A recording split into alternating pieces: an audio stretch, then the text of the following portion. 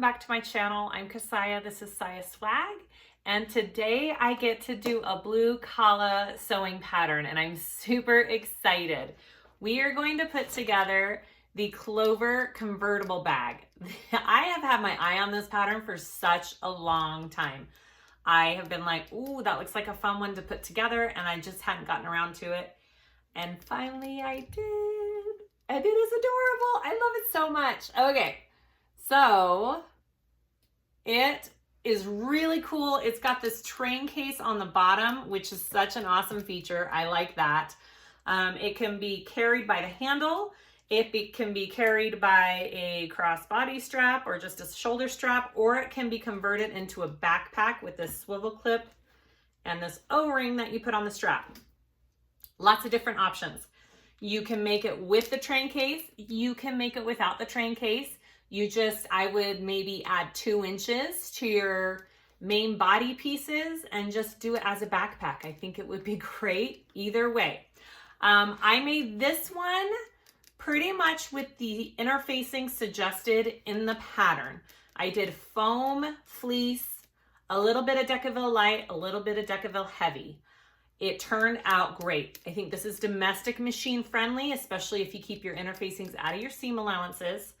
I did a cool little thing. Instead of actual piping, I just folded over vinyl, like double folded vinyl, and added that as my accent, and it looks so similar to piping. Look at that. And I really like how it turned out. So if you don't have piping on hand, that is a good, alternative way to do it.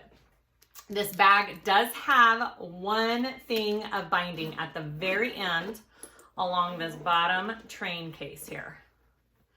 This very bottom. Don't let that throw you off. It is not that difficult.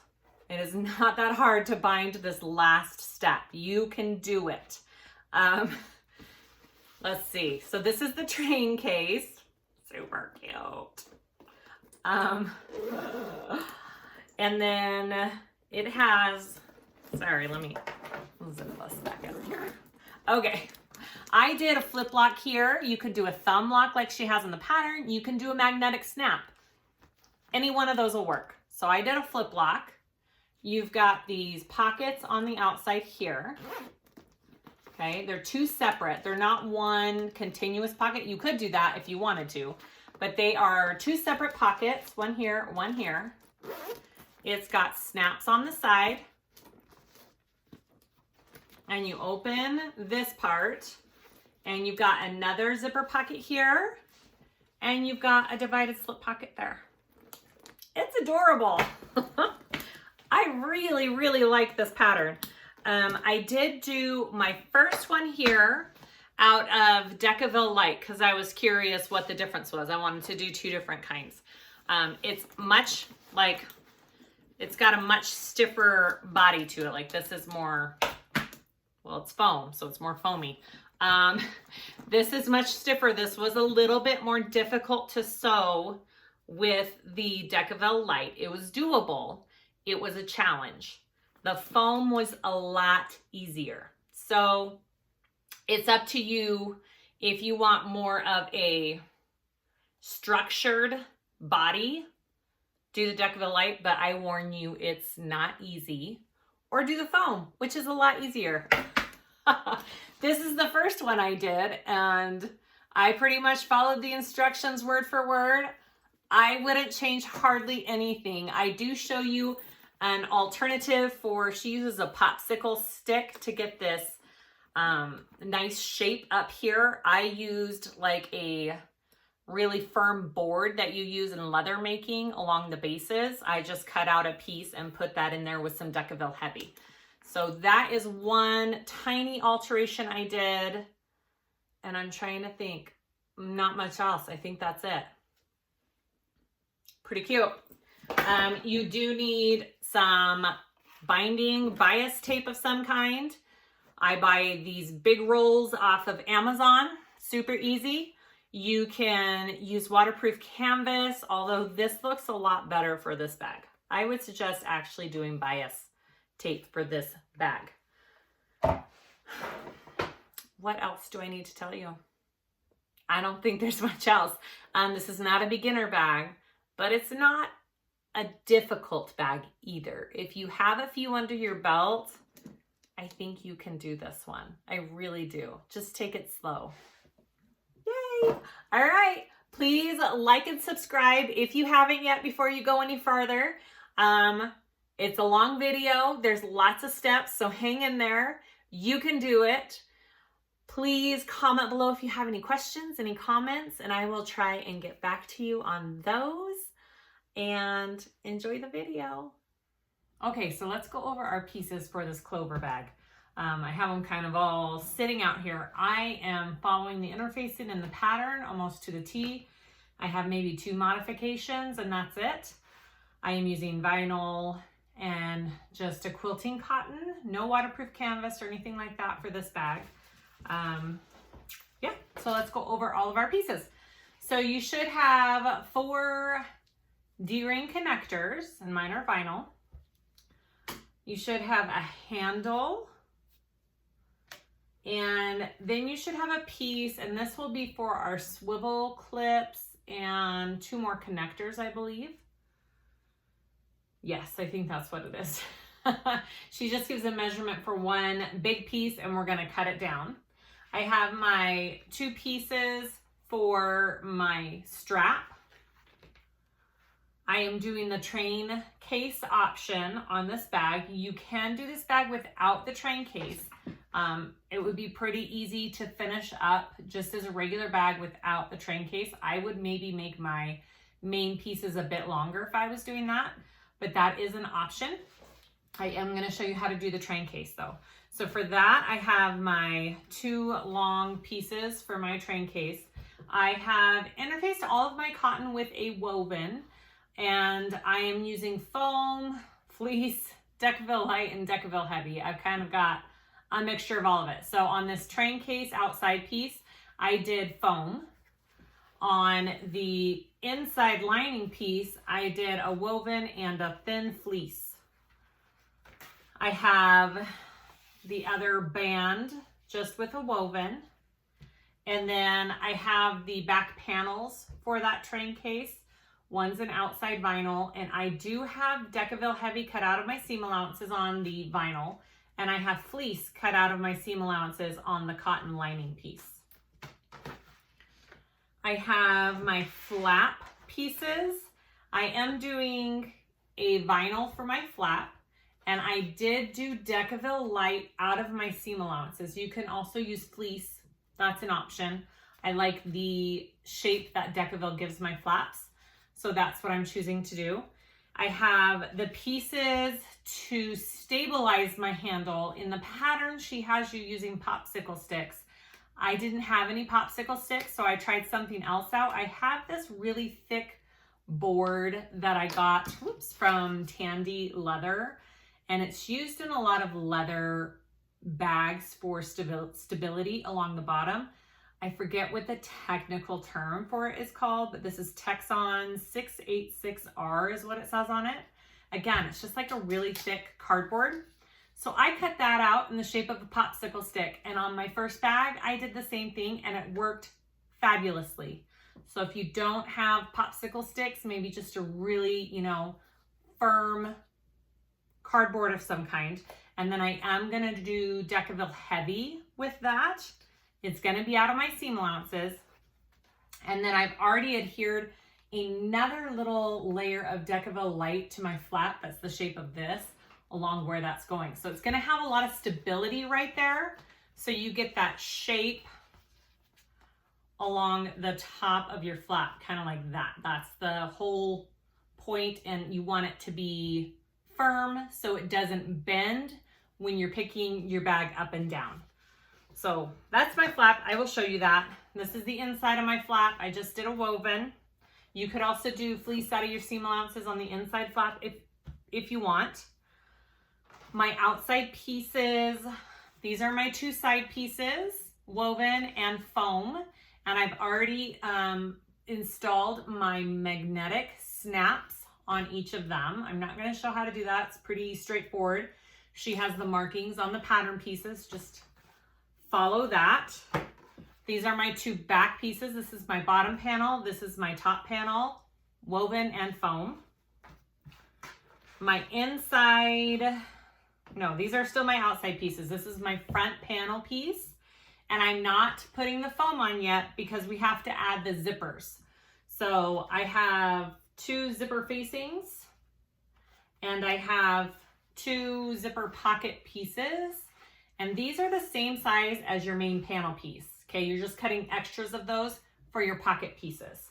So 2 of those, 2 facings, 1 main front, and foam after we install the pockets on those. My bottom pieces, I have my very bottom vinyl. I did Decaville Heavy out of my seam allowances. I installed some purse feet on there. The markings for the purse feet are on the pattern. Just install whatever purse feet you would like. These are rivet purse feet from my website that I really like to use. And on my inside lining bottom piece, I did a layer of Decaville Heavy out of my seam allowances for my inside lining bottom piece. For my bottom piece that's going to be with my vinyl bottom, I did a layer of fleece out of my seam allowances. And for the top part of the train case, so this is going to go on the top of the train case, I did a layer of Decaville Light. I used Decaville Heavy on my last one, and it was a little bit harder to sew on there, so I'm trying Decaville Light this time. You need some kind of stability so it doesn't all collapse. You don't want your train case like collapsing into each other. And then we have our inside pieces.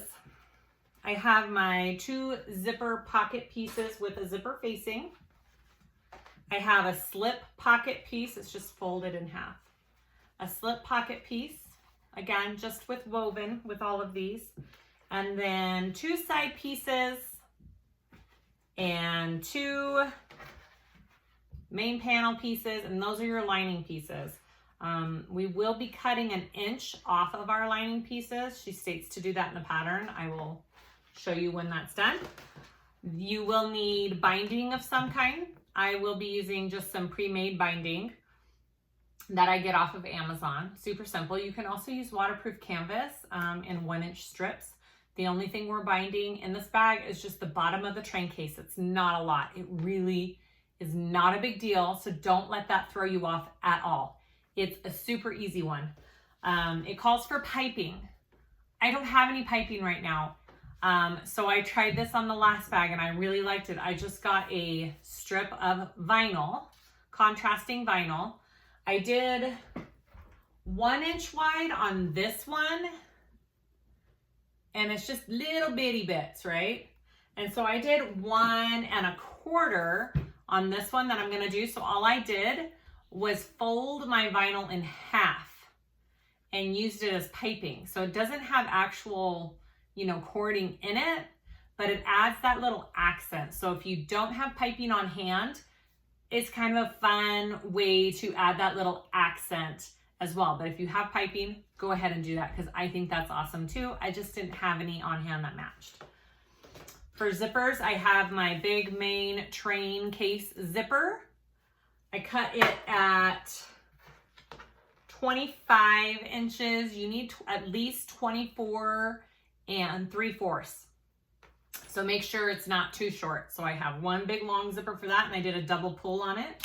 And I have 2 zippers for the outside pockets and 1 inside zipper, 2 sliders, 3 snap hooks, swivel clips, however you want to say it, 2 rectangle 1 inch rings, 1 O-ring for the strap, and 4 D-rings. And then I am doing a flip lock on mine instead of the thumb lock. So I'm installing a flip lock like this. Okay. There is a little bit different measurements that you need for a flip lock, I have learned. I installed it in the same place that the thumb lock was going to be, and it was too low for this bag. So if you're doing a flip block, it just didn't leave any room for having anything in the bag if I left it there. So I had to move it up a little bit by about an inch, I think. And then I feel like it's perfect where that's at. So I will show you that as well. I think that's all we need for this bag. Okay, don't let this intimidate you guys. This is a fairly easy bag, just a lot of steps, okay? So let's make this bag. First thing that I did was work on my straps and my connectors here. It was the 4 inches wide piece, and it was one long piece, and we cut it into sections after we sewed it down. So you sew it like a strap, raw edges into the middle, and then fold again, and you sew down each side, and then you cut it into 4 3-inch pieces and 1 4-inch piece. With the 3-inch pieces, we want to put our D-rings on. So I just put our D-rings through and basted them. The 4-inch piece, I put my swivel clip on, okay, and basted. And then you should have 2 extra pieces here, and these are gonna be for your 2 other D-rings that we will do later. All right, so you should have 5 pieces from that 1 strip. Go ahead and set those aside. And we have our actual straps for our handle slash backpack slash crossbody. Okay, we have 2 pieces, and we are going to sew those just like you would any other strap. Okay, I'm doing 1.5 inch hardware. So these pieces are 6 inches wide. You don't have to do that big. You can do 4 inches wide for 1 inch hardware if you want. It's up to you. I really like the way the bigger strap looks on this bag. I think it really adds something, so I'm doing the bigger strap. So you just fold your raw edges in. This is the same way that you do the strap for all those connectors that I just showed you.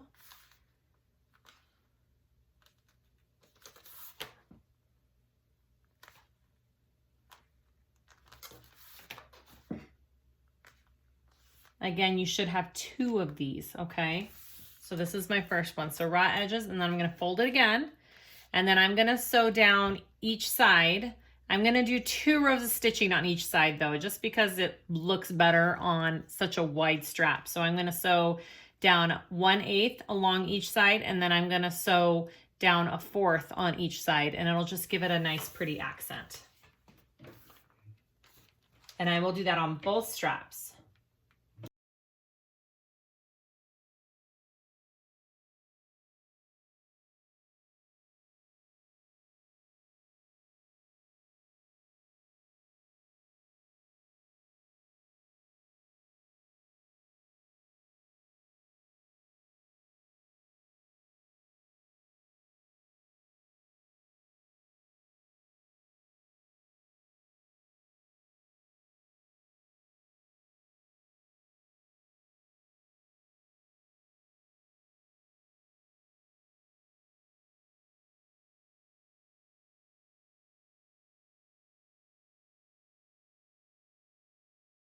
Okay, so that is your first strap. Go ahead and repeat for the second.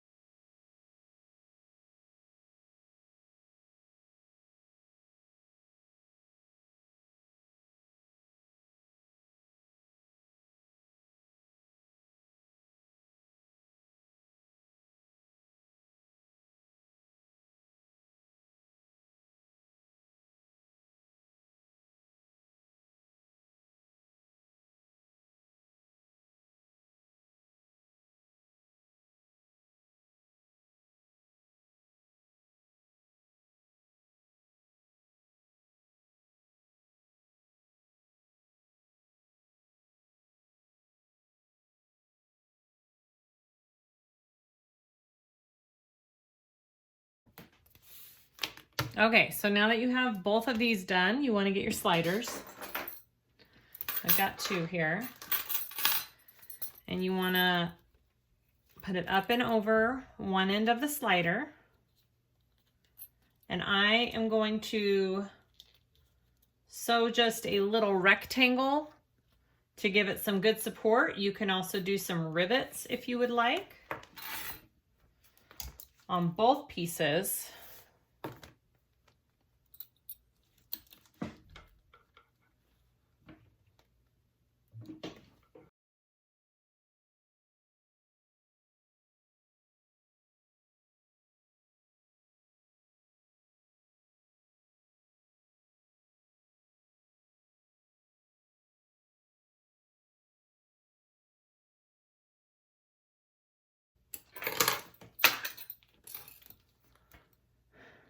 Go ahead and repeat for the next one.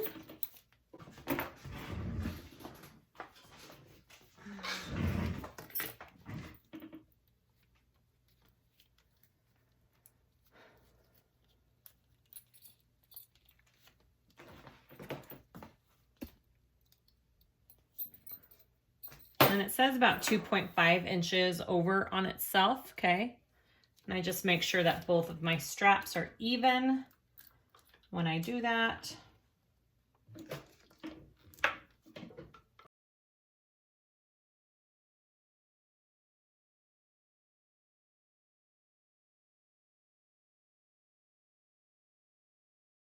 Now, if you are using cotton for your strapping, you just need to make sure that you fold in your raw edges here. You just don't want raw edges if you're doing cotton, but because I'm doing vinyl, it's not as big of a deal, so I can have those raw edges, so I didn't fold those in.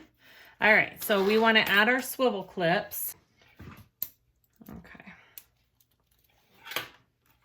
Okay, just like that, and up and over your slider. Go ahead and do that on both of your straps.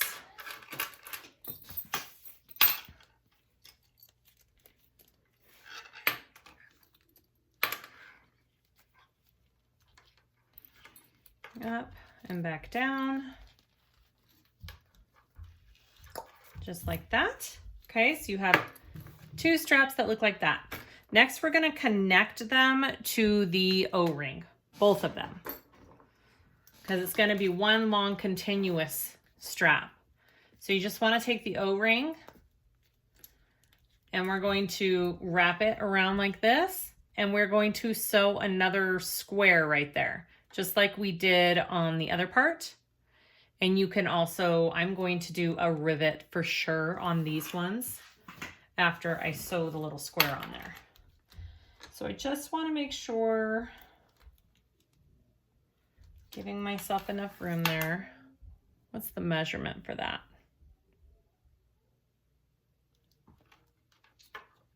Yeah, that's good. I'm doing about 1.5 inches folded over, maybe just a little bit more. Maybe it's more like 2 inches. All right, and then I'm just sewing a square again.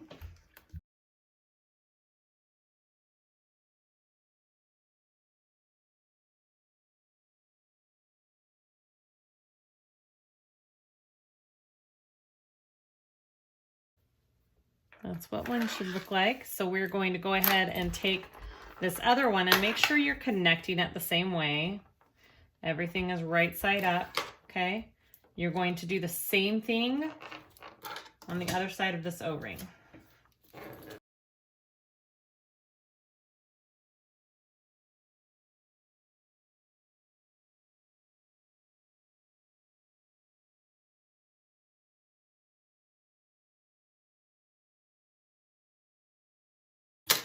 Okay, and that is your strap. Pretty cool, really pretty. Go ahead and set that aside and we will continue. So next I'm going to work on the flap. So like I said before, I have a layer of Decaville Light. I did another layer of Decaville Light just where that handle's going with those markings. And there's a pattern piece for this. I measured out that board I got from Tandy Leather. 1x6, same size as a popsicle stick. And then I have a layer of Decaville Heavy here. I am going to just tape this onto my Decaville Heavy.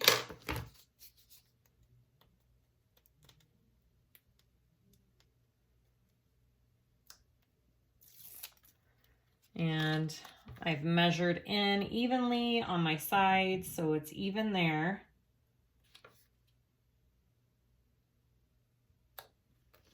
Okay, right in the middle of that piece.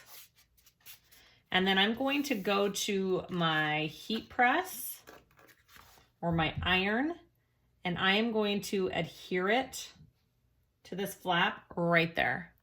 And that gives it a nice sturdy center where your handle is going to be sewn in and picked up on. It's important to leave this enough room out of your seam allowance because you are sewing right here, your handle connector. So you need to have that free to sew. So make sure you do those measurements. Or you can use a popsicle stick. And do it the way she has in the instructions. This is just the way that I have found to do it for me. So I'm gonna go ahead and adhere that, fuse it to my flap, and then we'll continue. Once you have that all adhered, you're good to go. We're gonna put that aside for a minute, get your handle piece and your 2 connectors. You only need 2. I cut out 2 extra connectors that we won't be using. So I showed 4 of these, we actually only need 2. So go ahead and take these and you're gonna fold to the center lines and sew down each side.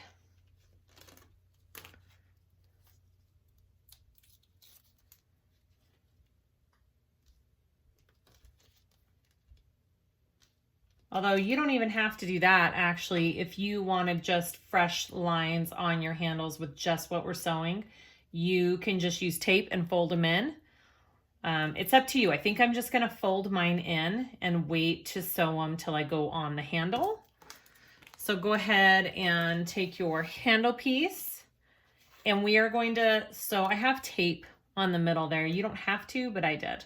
We're going to sew our raw edges together because we're making it into one big loop. So I want to put my rings on, my rectangle rings on first. I almost forgot. Okay, and then right sides together. And we want to sew those together. And the seam allowance throughout most of this pattern is 3/8 of an inch.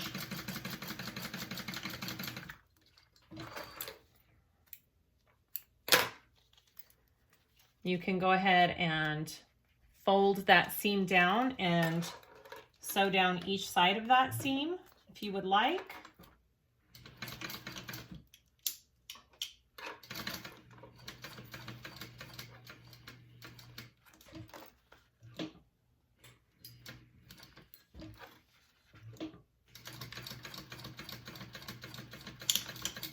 Just helps keep everything in place. And looks nice, okay? And then I'm going to fold it all into the center, my raw edges in, and it'll make a big loop.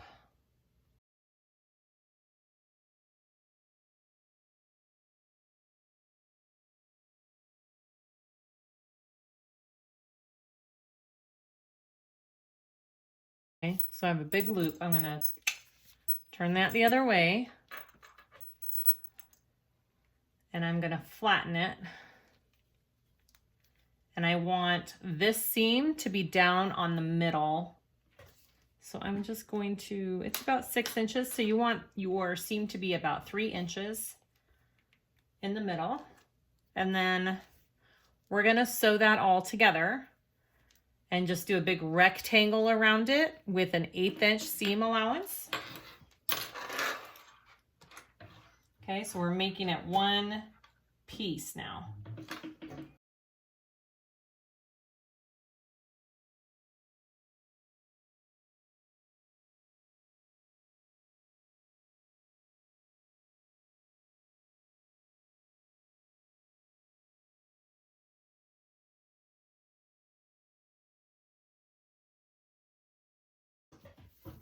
Okay, there's my handle. So next we want to take our little handle pieces here, and I am going to get some double-sided tape.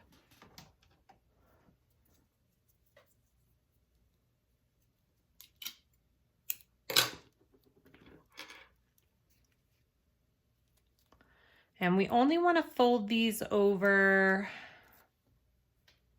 sorry, let me double check.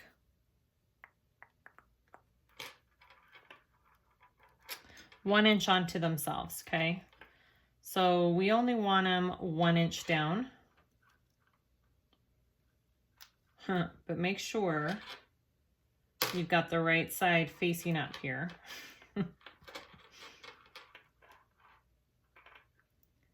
Okay, about right there. It's about 1 inch over. Okay, and repeat on the other one.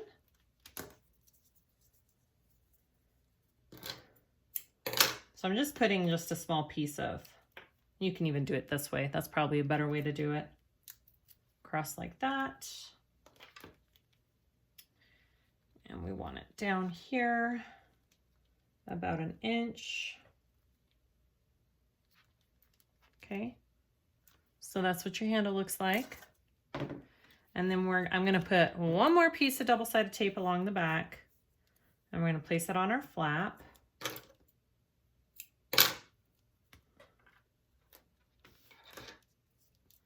And it is gonna pop up a little bit because you want that handle to pop up a little bit. You don't want it to be flat onto your bag. So I have the markings of where my handle is supposed to go right there, and it's transferred from my pattern piece, okay? So go ahead and do that if you haven't. So I'm going to put my first one right there. And do we let any hang off? Let me see. Nope, all the way raw edges together, and then match up the other side as well. Okay, and we're gonna go ahead and sew those on. Okay, just up and over and back down on both sides.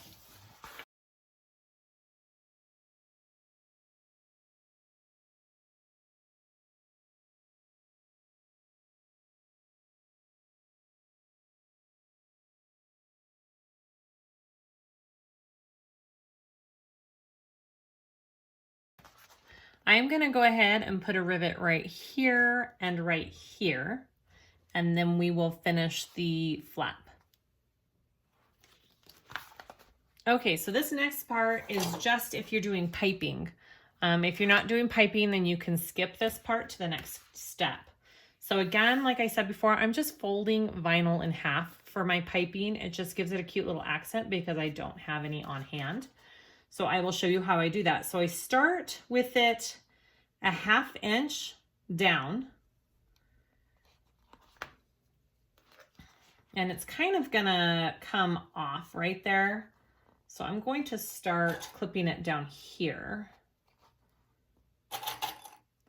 And then as I'm sewing, I'll be kind of pulling it off right at that 1/2 inch mark, okay? So I'm just going to clip it right now along my flap, raw edge to raw edge.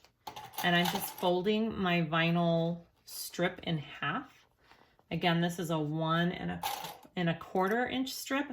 My other bag was a 1 inch strip. It depends how much you want it to show. Yeah. Or you could use actual piping, and the process is the same way, except you will probably have to switch to either a piping foot or a zipper foot if you are doing that. So just be aware that you may need to change your machine foot for that.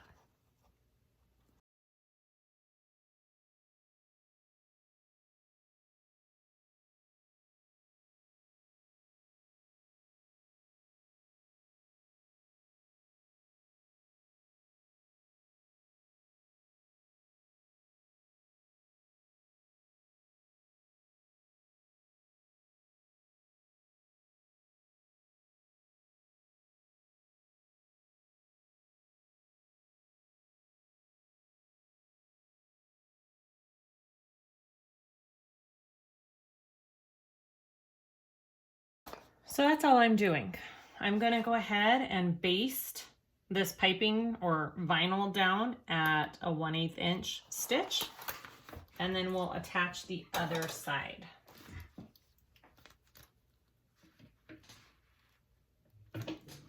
So I'm kind of pulling it off at that 1 or that 1/2 inch mark right there.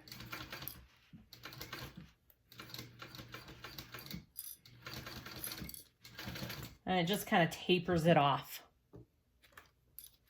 I'll show you more up close in just a second.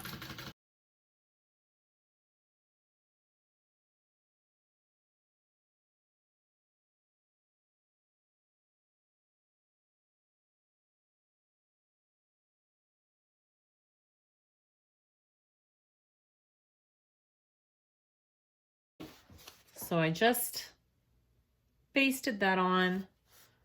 I tapered it off at that 1/2 inch. So you just want to make sure it's kind of even where you taper it off on both sides. And then I am going to just trim this down right here.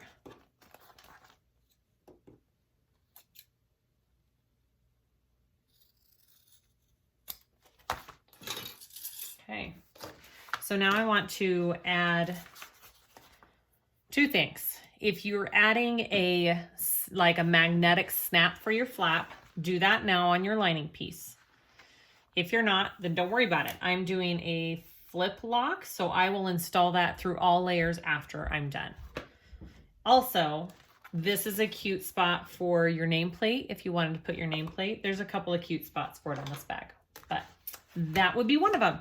So go ahead and get your lining piece, and you're going to place it right sides together and clip that all down. And then we will sew that at a 3/8 inch seam allowances along all sides except the top, because we want to turn it through the top.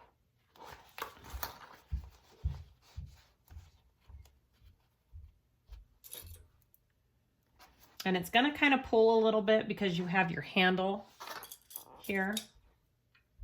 So just be aware of that.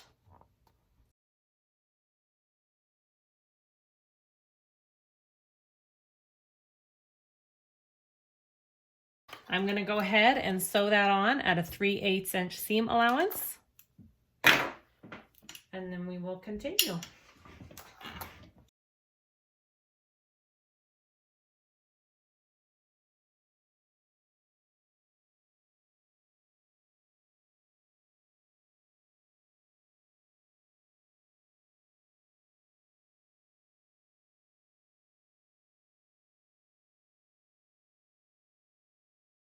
Okay, I'm going to go ahead and get some pinking shears and trim up my seam allowance a little bit. It might be a little hard because we have all that vinyl in there, so just go slow. Really helps with those curves. You don't have to do it around all of it. I'm gonna do it just like that.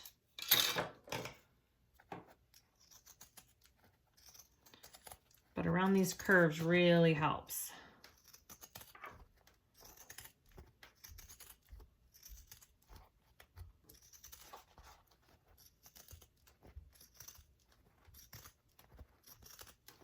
I need new pinking shears because these are so dull. Woo.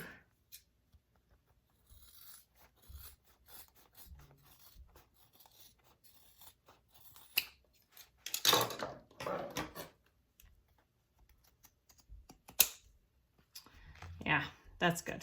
Okay, here we go. Now here's the true test to see if this faux piping worked. Okay, go ahead and turn this out. And it might be a little bit stiff, and just go slow, especially with your handle piece there. But it should be doable.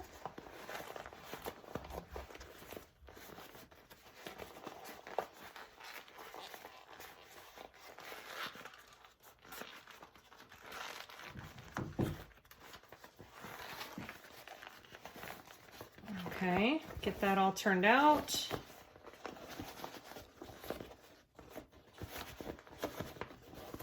And see what we've got. I've got wrinkly vinyl. I can steam that and that'll look okay. All right. Ooh, that looks good. So push out all of your edges here. Okay. I'm going to flatten that real good. That's what we've got. I'm going to sew that together, or not sew it together, but top stitch that. I am going to give it a good press too to make it look a little bit nicer. And then I'm going to top stitch around that. And then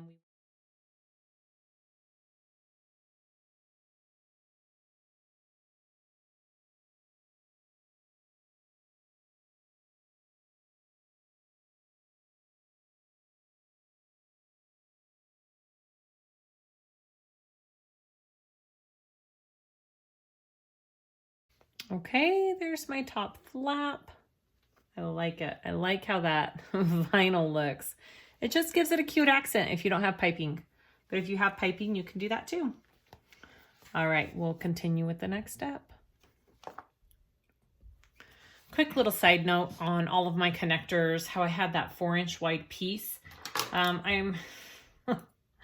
I wasn't thinking, when you're using vinyl, you only want to use a 2-inch wide piece and just fold your raw edges in and stitch down the sides, because if you do a full 4-inch piece and double fold it, it will be too thick for you to sew it onto your bag through all those layers. So I switched out these connectors for just a 2-inch wide piece, and I'm just folding them into the center like we did on our handle connectors.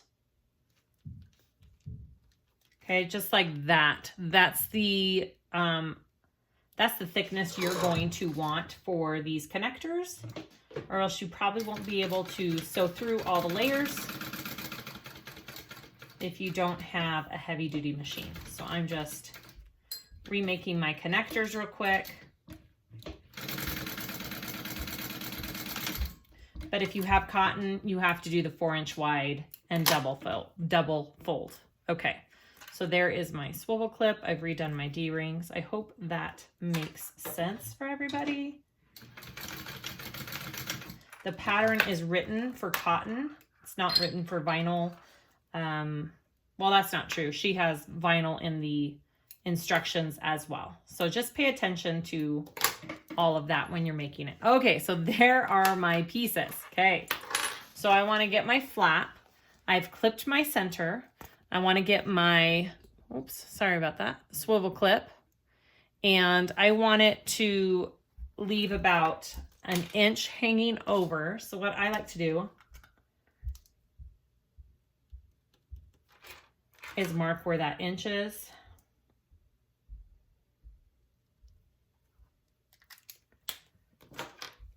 And I want to center it as best I can there. There's my center.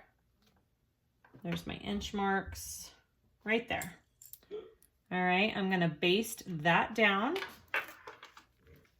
onto my flap.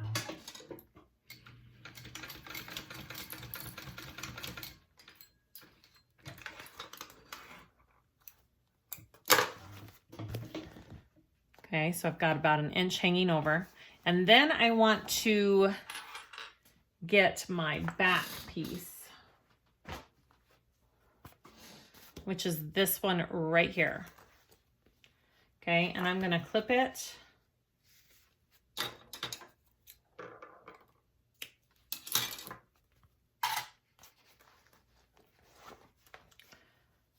And I'm gonna center it. I've got my center clipped here as well, and I want to baste that to my flap.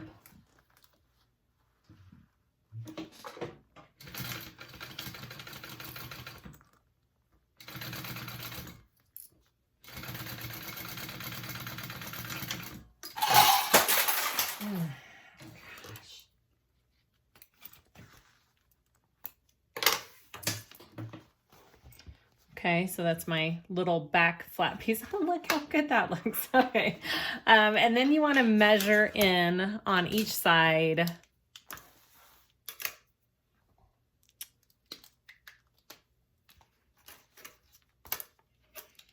1/2 inch on each side here. 1/2 inch and 1/2 inch. And then I want to place my D-ring connector. And you want to leave about 1/2 inch hanging off of your D-ring. I'm just going to go like that. That's about 1/2 inch.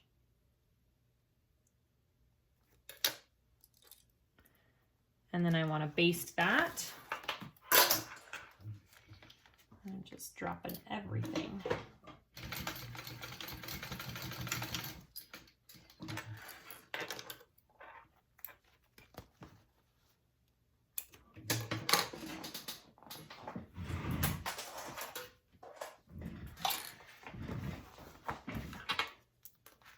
And repeat.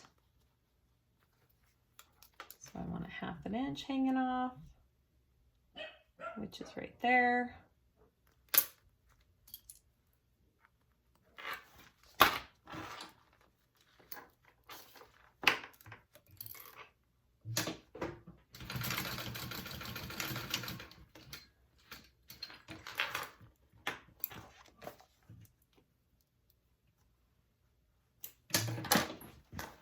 Okay, that is what I have so far. So after you have that, you want to get your back bottom panel. Okay, so this is my back panel.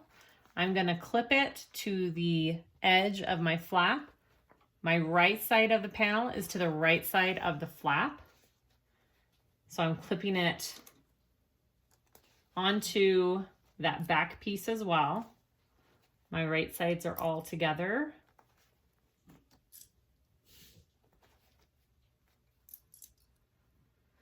And I realize this, if you're doing directional print, this probably should have gone the other way since it's part of my back piece, but that's okay. It'll still look fine.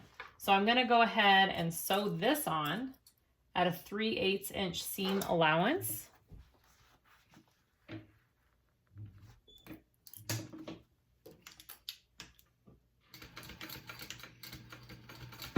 And this is where, you know, if you had those thick connectors, this is where they would play an issue if they were too thick, because you have to sew through all of these layers here.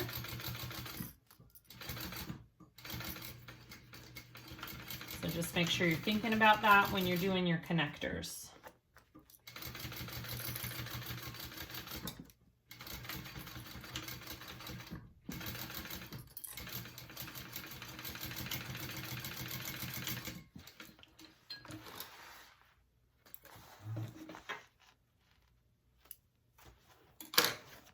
Okay, next you want to top stitch. So I'm going to take this, and my seam allowance is going to be going towards my back panel.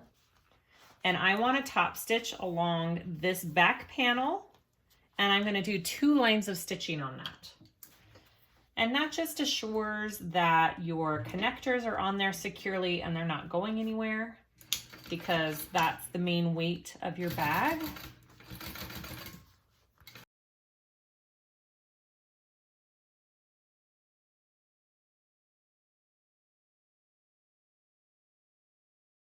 So that's my flap and my back panel.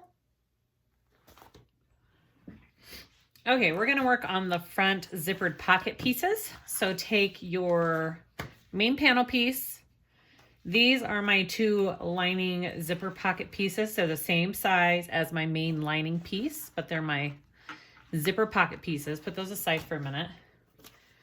And then you should have 2 zipper facings for the outside.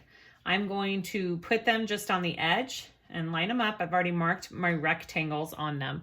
I'm going to sew around the rectangles, and then we'll go to the next step.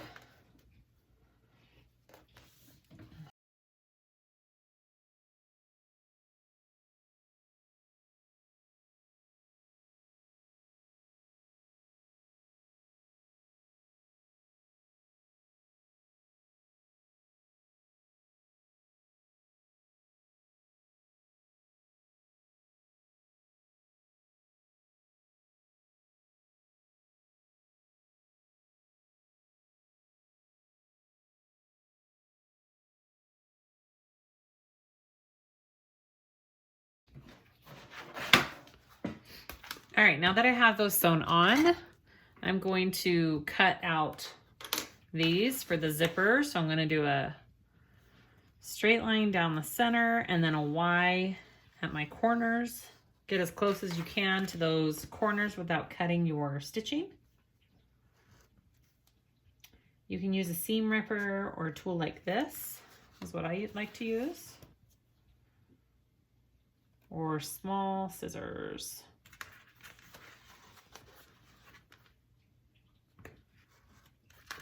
Okay, just like that, and do it on the other one.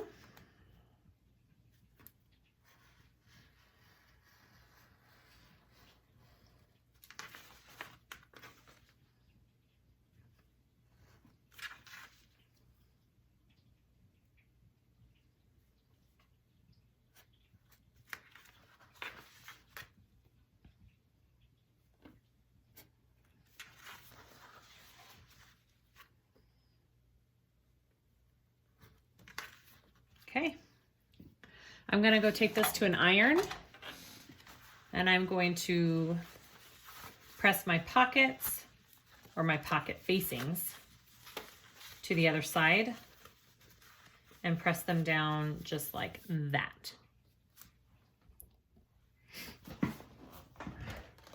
Okay, so I have my zipper facings pressed to the other side. I'm going to set that to the side. I've got my zipper lining pieces and I am going to be basting, well, about 1/4 of an inch stitch. I'm going to be basting my zippers along this edge on each of them. And my zippers are facing up and I'm making sure the pull is zipping up to, you know, going up this way. So I'm going to go ahead and do that.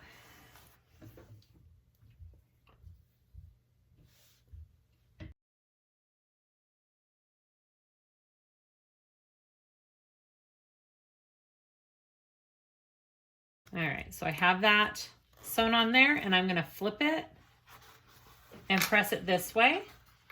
If you wanted to top stitch there, could you?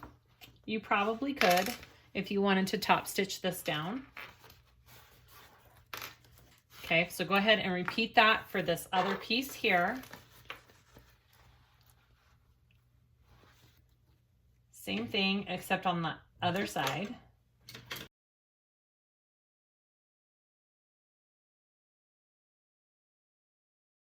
And then we're pressing it away. You could iron it too if you wanted. All right, so then get your main body piece and you want your pocket, your one that is going to the right of your zipper, you want that on the left side, like this. Because this will flip over and sew onto here. Okay, so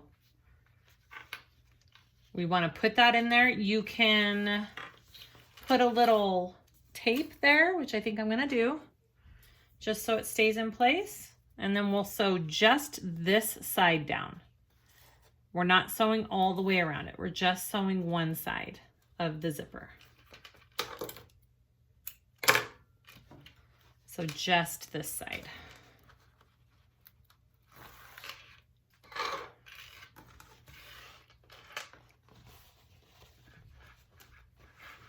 I'm going to do it this way so I can see what I'm doing here.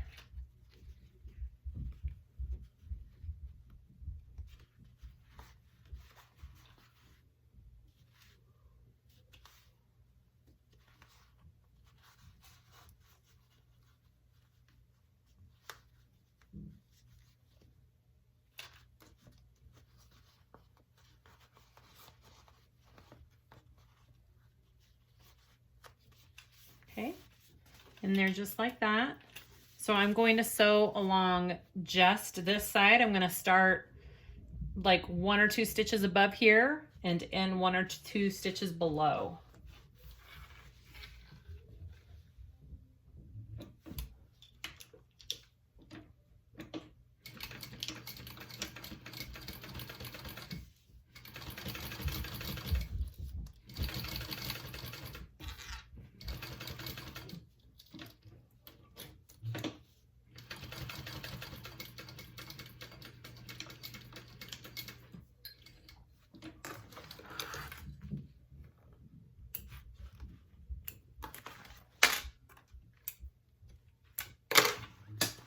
And that's what it looks like there. So what you want to do to close this off is I'm going to fold this all the way up to this other side. I'm going to clip that in place.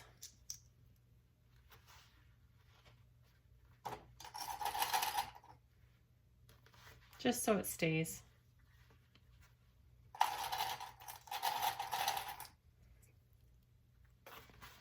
Okay, and now, make sure I've got it on there right.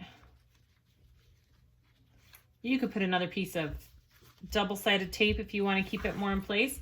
Now you're going to sew starting here where you left off, come across, down this edge and back up, and that will close off your zipper. Okay.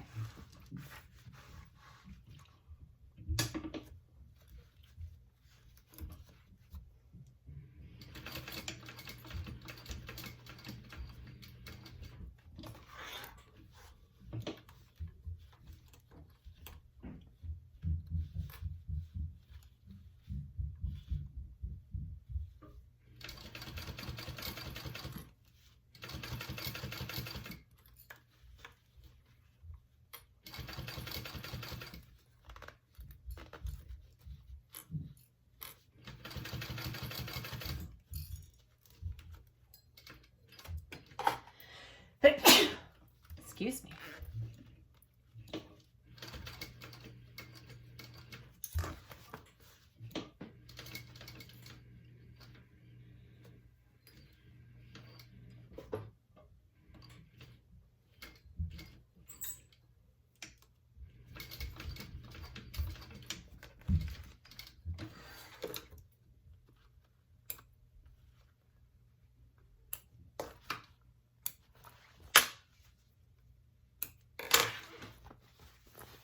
Okay, so I sewed around this edge and that closed it off. So now you should be able to open, you have your zipper. So now we have to close off the sides of your zipper. And try to get as close to here as you can because you need to clear this seam allowance here because you don't want that in the bulk of everything. So I try and get as close as I can up here.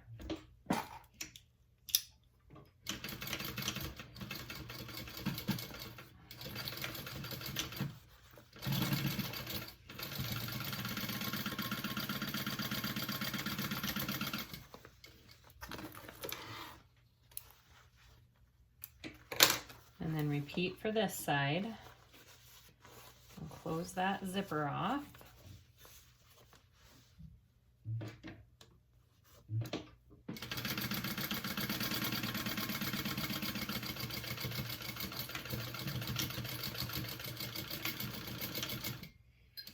You can even come down around here too if you wanted to.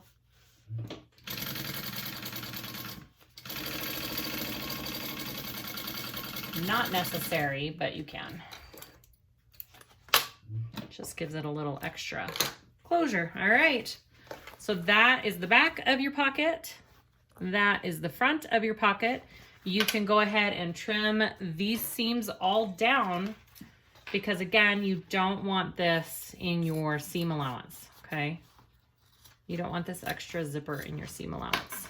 And I will have to get a lighter for my zipper tape one more time there. And you can even cut this down if you want a little bit. All right. So go ahead and we will repeat the same steps for this other zipper pocket.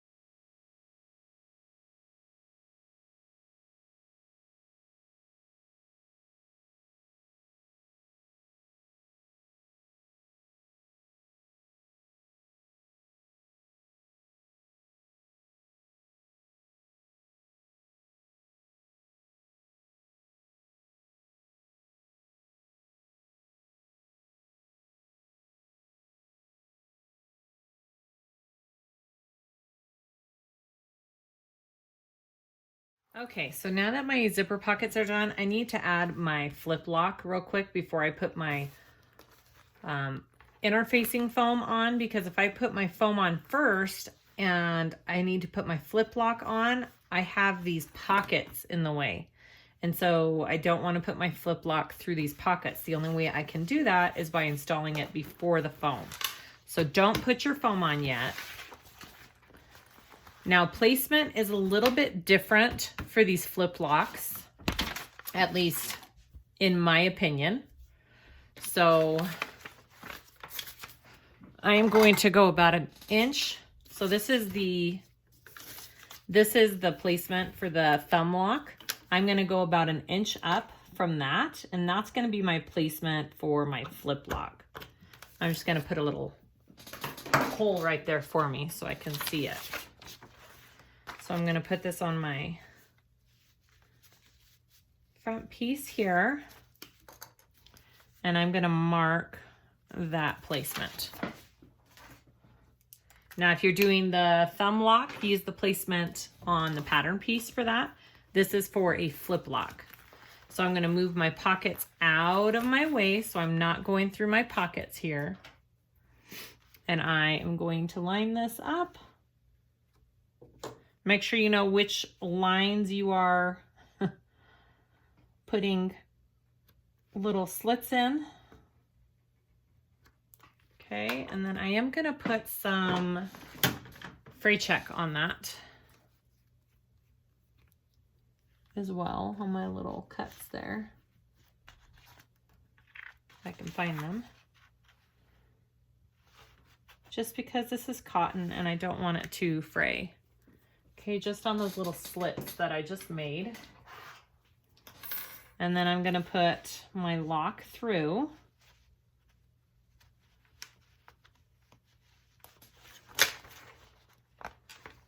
And I am going to get a piece of Peltex. You can use Peltex, you can use some Decaville. And I am going to put this behind the lock and the prongs on it, because I don't want them to rub through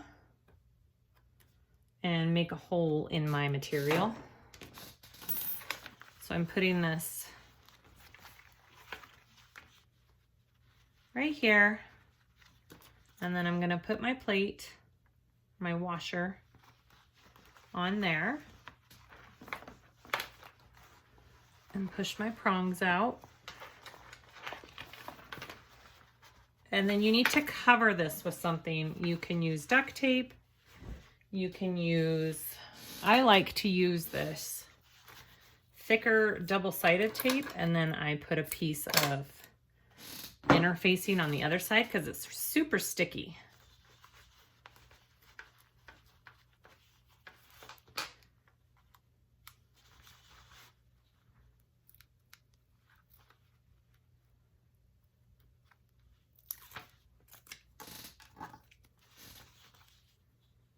Big enough. I need a little bit bigger piece here.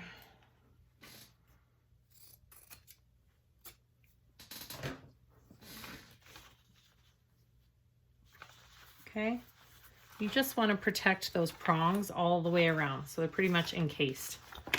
All right, so that's my flip lock.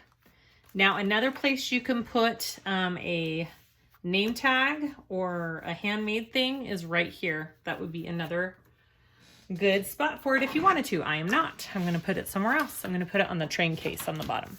All right, after you have whatever lock you are using, we are going to baste on our piece of foam. Okay.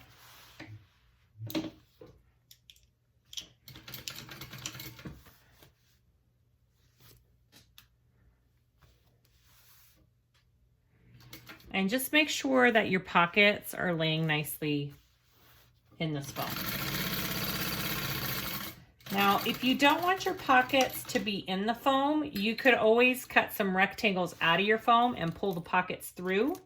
That is always an option as well, if you want your pockets to be not in the foam. These aren't very big pockets anyway, so I feel like it'll be fine if they're in the foam.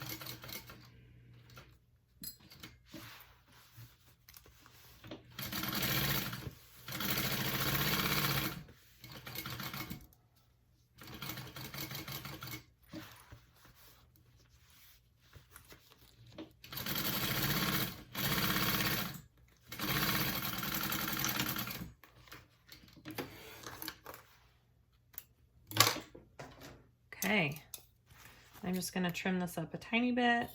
My foam's just a little bit off. Now, if you're going to add more piping or vinyl accent like I'm doing, now's the time to do it. You can either do it in, you can do it in two places. You can do it on this main pocket right here on both sides, which is cute, or you can do it on the side panels. I'm going to do it on this main pocket. I kind of like the look of that. So figure out where you want yours to go. And you want it to start and stop 3/4 of an inch down. So go ahead and mark. So if you're not doing it on your front panels, you're doing it on your side panels, right? So pick which panels, but I like my front panel with the piping. So I'm just doing 3/4 so I know where to taper off. And then I'll put it on just like I did with the flap.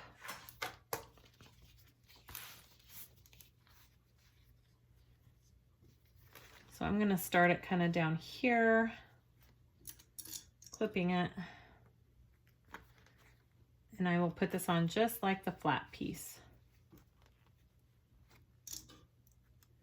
And the method is pretty much the same for actual piping. The only difference is this doesn't have cording in the middle and piping does. And you might have to switch to a piping or zipper foot if you're doing that. Okay, so I'm gonna do this side first.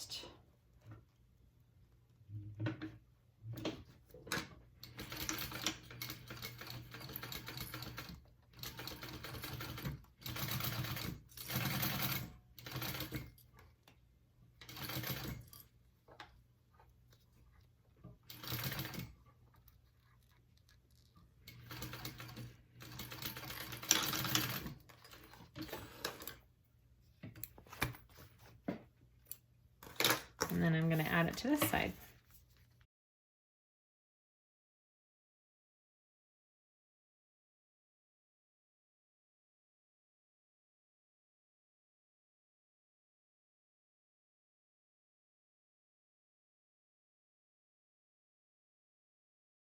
Okay, I'm going to go ahead and trim it so it's even with my piece.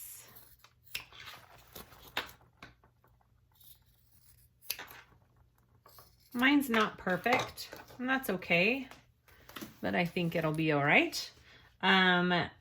You could add this to both your side pieces, however you want to do it. So next you want to get your side panel pieces, and we are going to sew them onto our front panel. So I have already installed my magnetic snap. The markings for that are on your panel piece. And I mean, very basic. Install your snaps. Make sure you protect them. All right, we're going to sew this on at a 3/8 inch seam allowance, since that is the seam allowance throughout most of the pattern.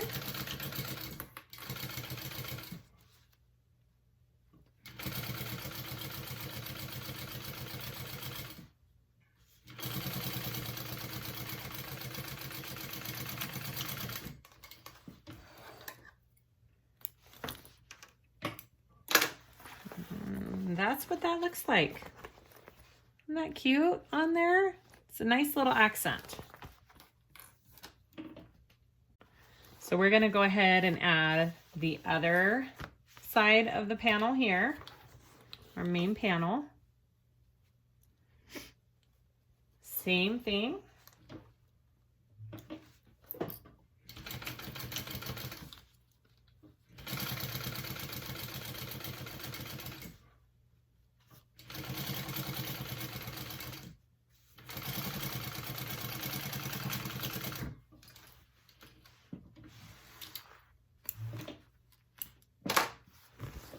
And now we want to add the back piece, the back panel that we already did. So this one, we're going to take it. Now this part, you might have to bend your flap out of the way when you get up to it. That's been my experience, that you kind of need to pull that out of your way. So be aware of your flap. And your D-ring. Your D-ring will be pretty dang close as well. So 3/8 inch seam allowance, and sew that together.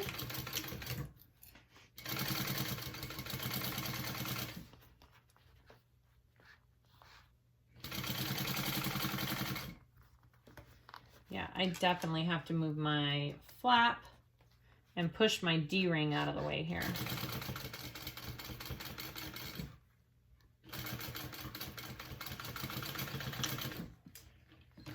It should be doable. Okay.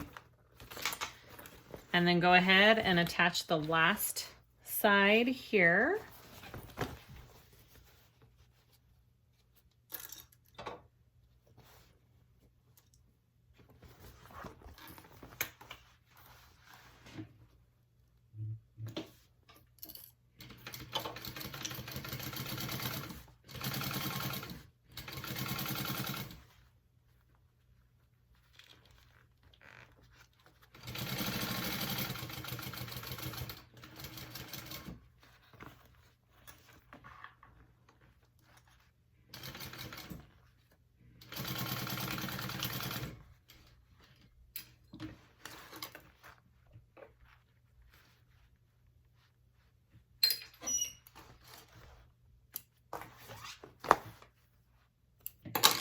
All right, so you should have a square.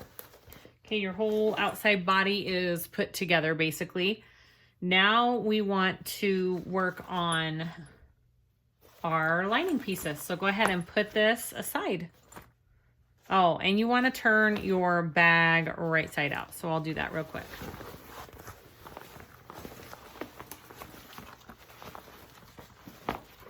Let's see what we got.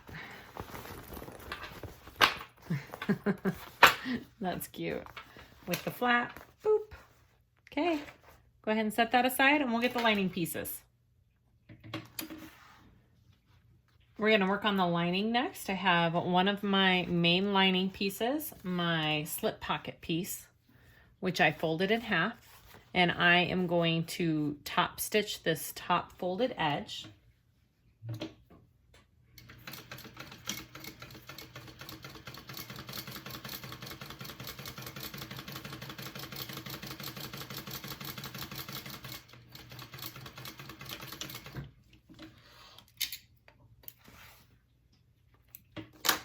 And then I'm going to add it to my lining, and I am going to mark the center so I can separate it.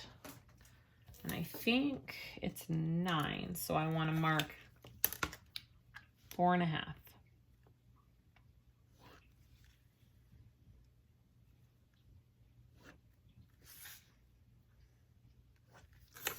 Okay, so we're going to sew and separate at the same time.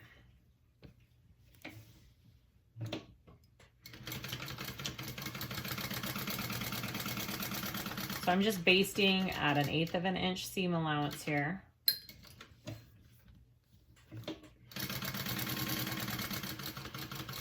And I'm going to stop where this line is and come up and back down.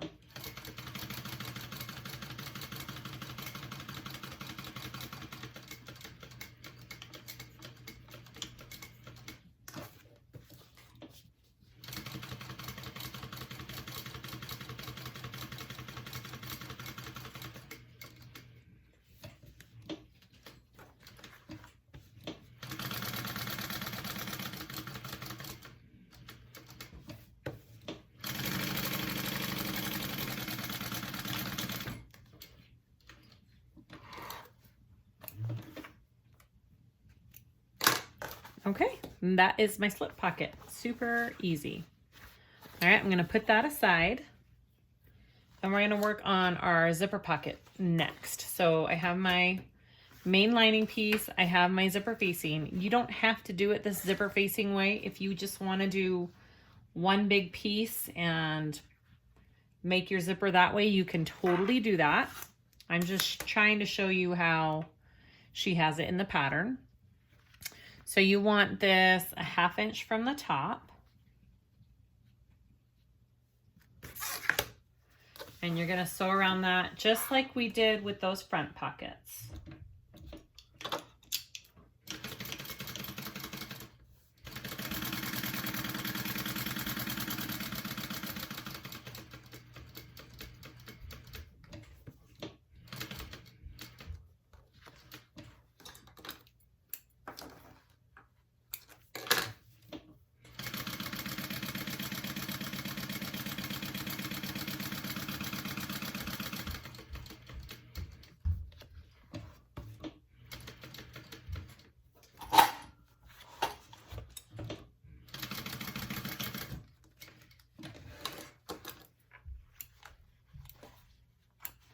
Okay, we're gonna cut that out.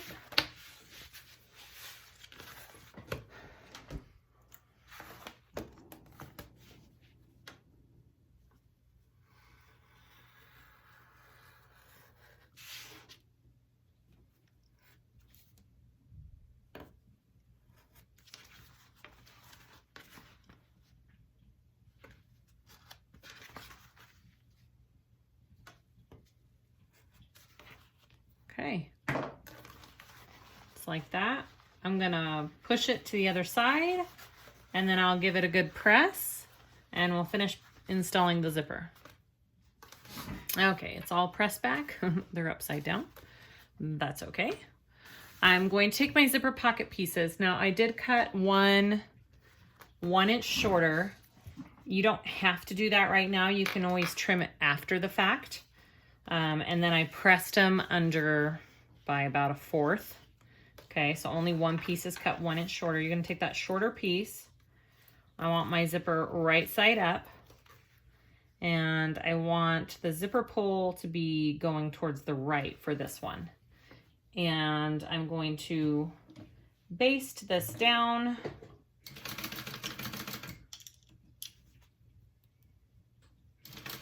So they're both right sides up right now.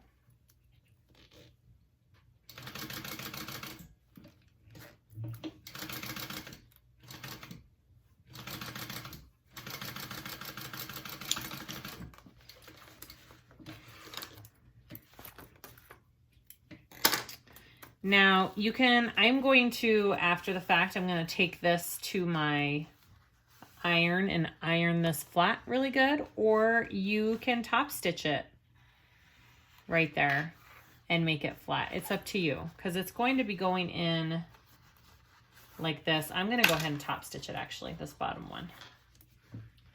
And that'll just help it lay flat and it'll give it a nice top stitch on the inside.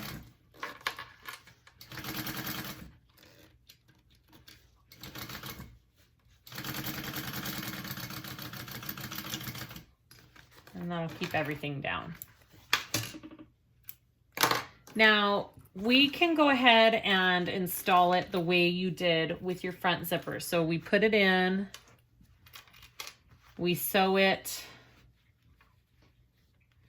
just along this, and then we place this one on top, lining it up, and then up there, and then we finish it off, okay? Or you can go ahead and attach it right now and have it all one piece and lay it flat and sew it in. So there's a couple of different methods you can do. I'm going to show you the one she has on here is to copy how she did the front zippers. So I'm going to do it that way. I'm going to put some tape on this bottom part though, just to help me out.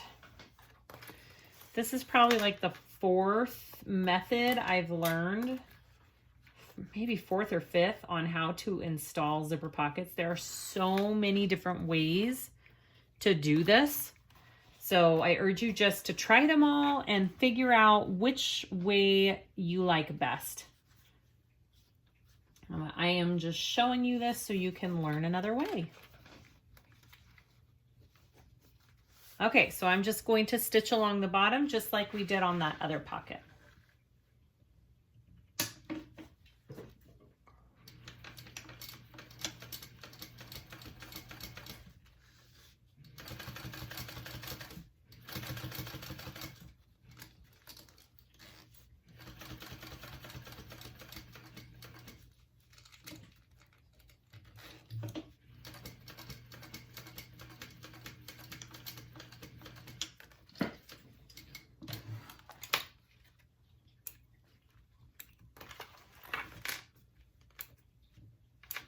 Okay, so that bottom piece is stitched in there.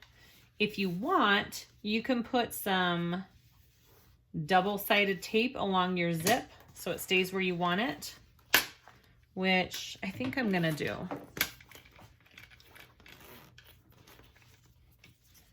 Just a little bit along the edge here.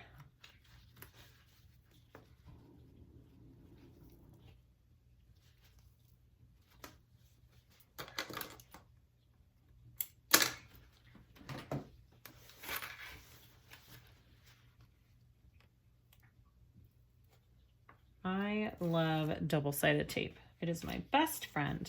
All right, I'm just gonna place kind of where I want it to go. And then I'm gonna get my back piece and place it in. And the idea is it should line up. Mine's a little bit off. I'm gonna have to fold this bottom piece up just a little bit, so that's okay. The idea is it should line up with that bottom piece. Okay, so now I'm doing the same thing as I did on the front pockets. I'm starting here, coming down, going across and back down, okay?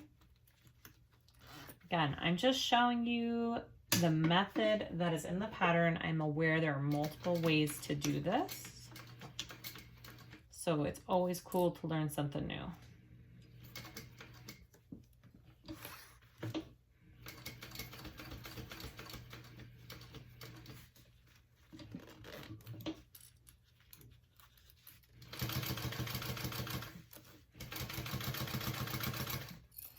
This gives it a really nice, neat finish too on the inside. You don't have any raw edges, which is always nice.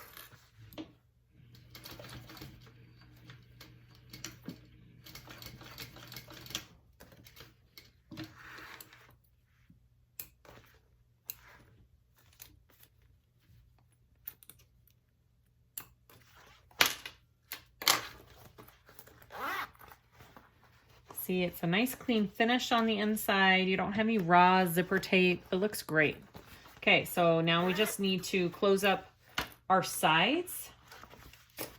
And I am gonna have to fold mine up just a little more right there to match my bottom. And we are leaving the bottom of the pocket open.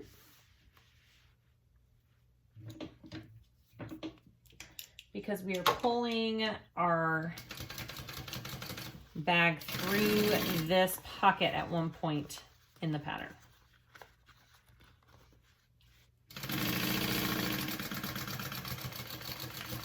Get close to that because you don't want it in your seam allowance. And I'm going to come across the top like I did on the other one. You don't necessarily have to, but I'm choosing to.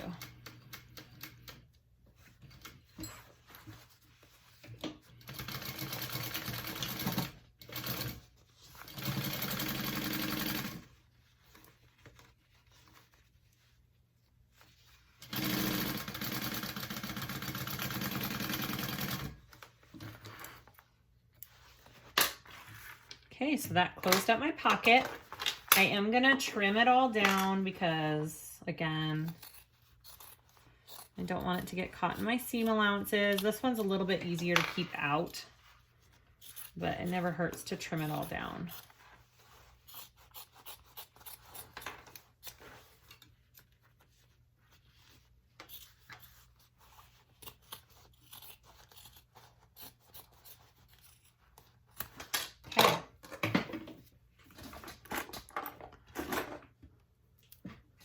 Our next step is we are going to finish putting together our lining. I'm just melting my zipper ends real quick.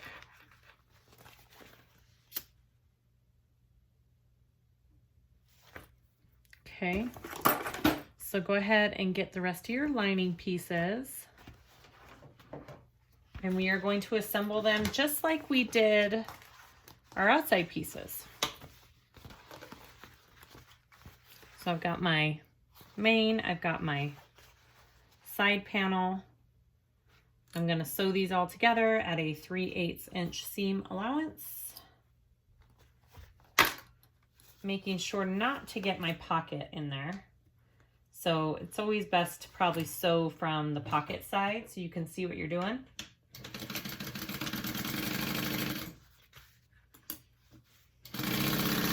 It's important you keep that 3/8 inch seam allowance because the bottom has to fit your oval base and the top has to fit your outside of the bag. So keep that 3/8 inch seam allowance, okay? All right, so now I'm going to add this side to here.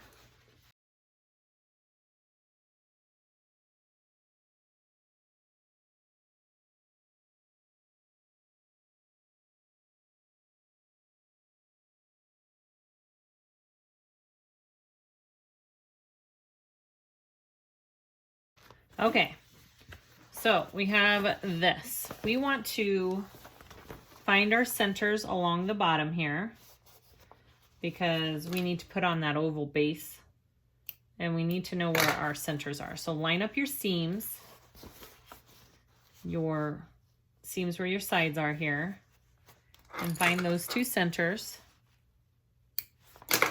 and then do the opposite this way. Oops, sorry. And then do it this way.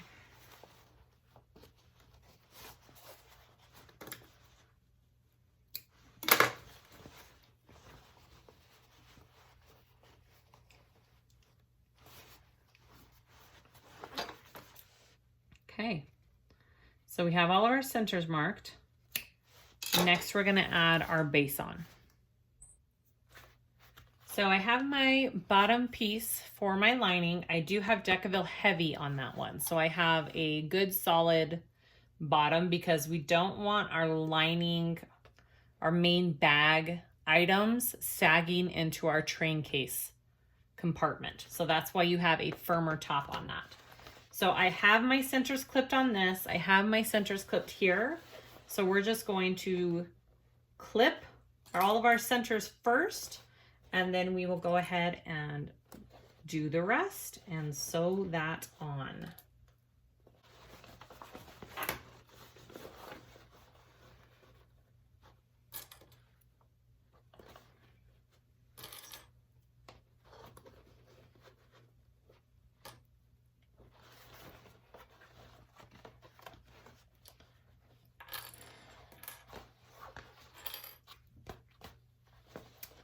Make sure you're doing it the right way. I did my long edges to my side pieces, so make sure you're lining up your long side edges to your main panel pieces. Yeah, that would be good.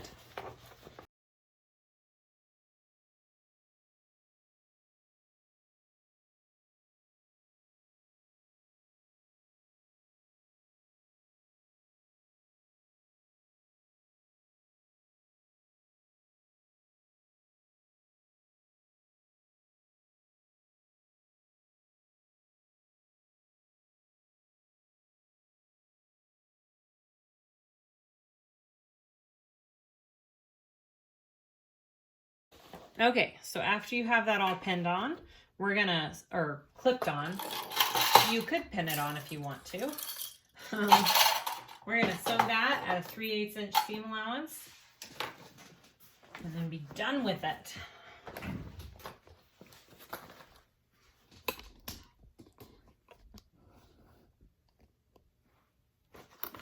And I am gonna sew it from this side, I think. Yes.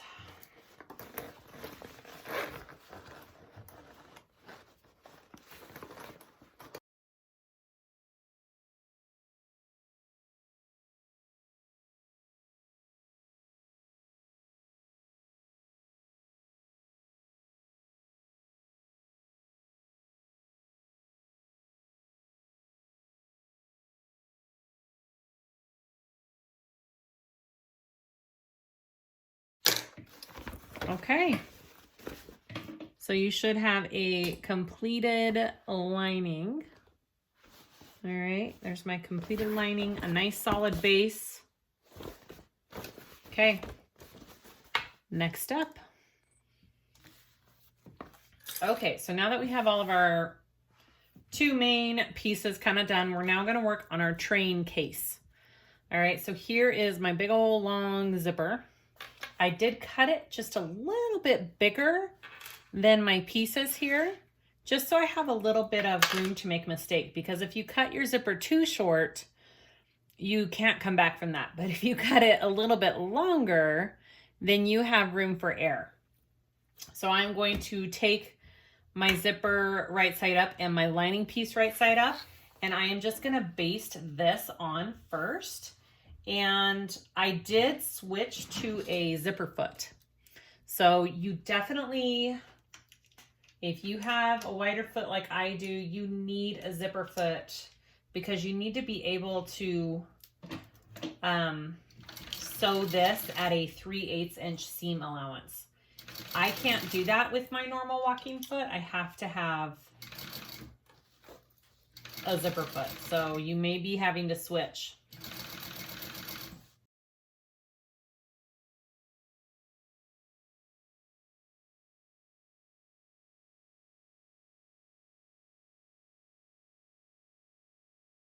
You want to get your main exterior piece, and you're going to go right sides together and sandwich that zipper in the middle. And then we're going to sew that at a 3/8 inch seam allowance. Super important to get close to that zipper, I think. Try as best as you can to get that 3/8.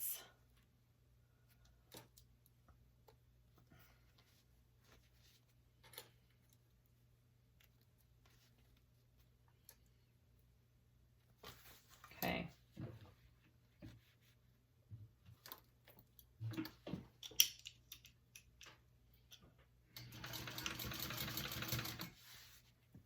Move this in a little bit.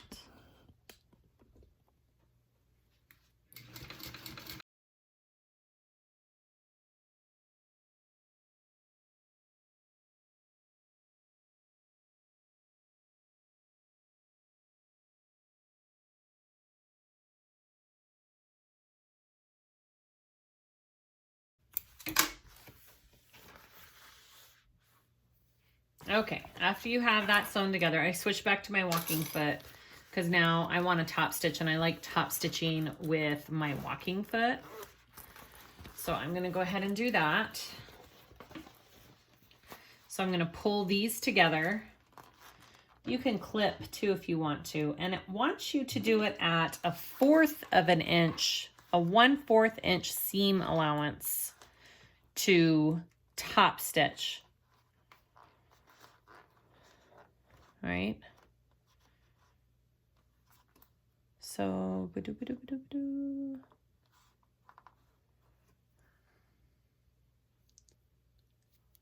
yep, 1/4 inch seam allowance, which is a bigger seam allowance than I normally top stitch. So I'm just really pulling it as I go.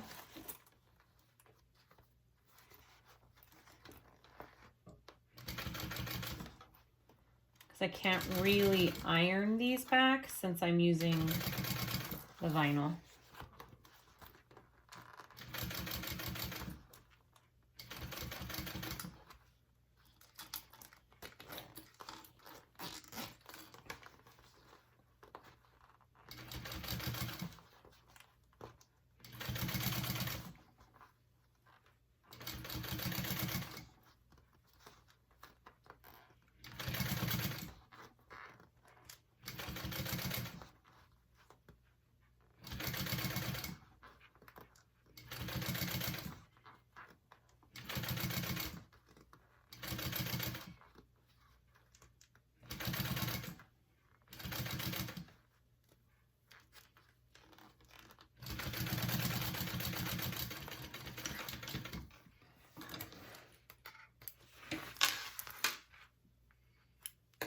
Okay.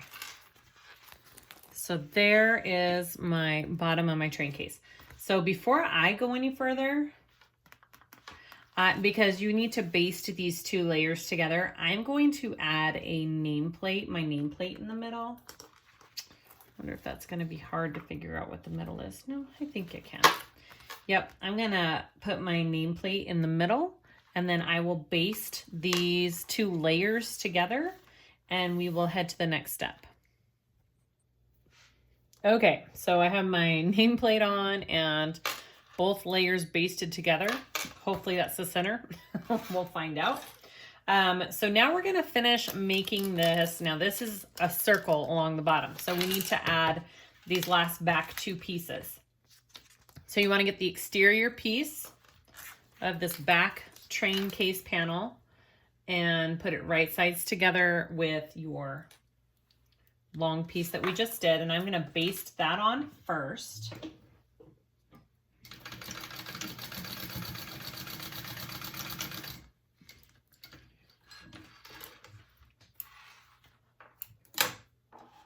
And then I'm going to get the lining piece right side to my lining here. And then I'm gonna sew that on at a 3/8 inch seam allowance.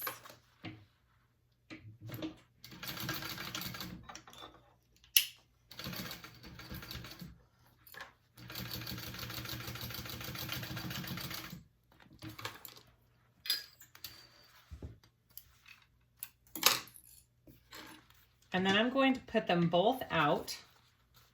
Okay, I pull them both out. And then I'm going to top stitch at 1/8 of an inch here.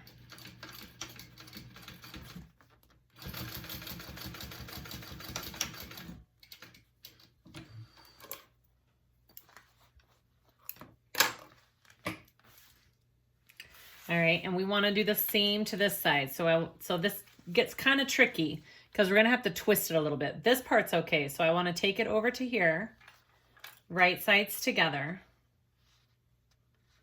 and I'm going to baste that first.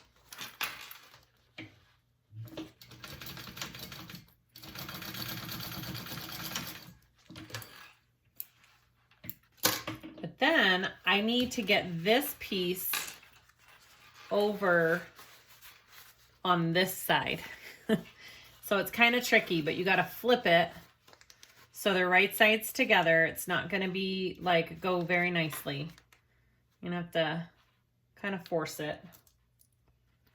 Okay. Because it's going to make a circle all the way around. And you're going to sew that on at 3/8.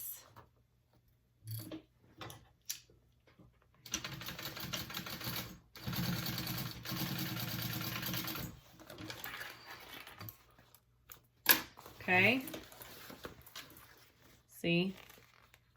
And now we want to top stitch that.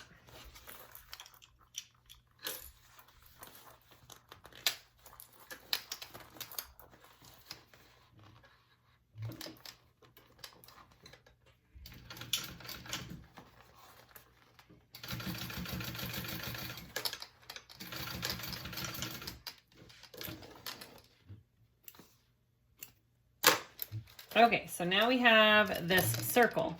We want to go ahead and baste these two pieces together here before we go any farther.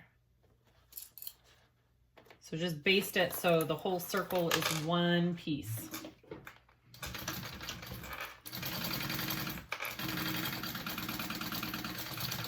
It's much like a gusset you do on a bag that you're binding. Same thing. It's pretty much what this is.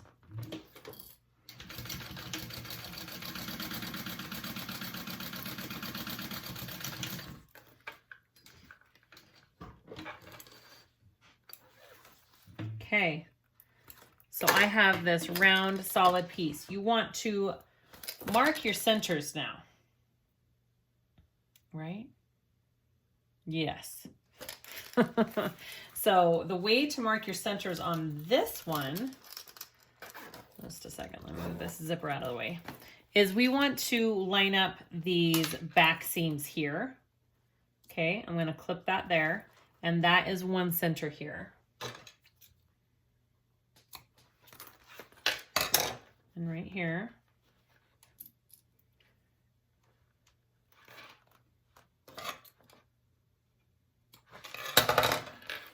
And then we're going to take it, and this is harder because I have my nameplate on. Yep.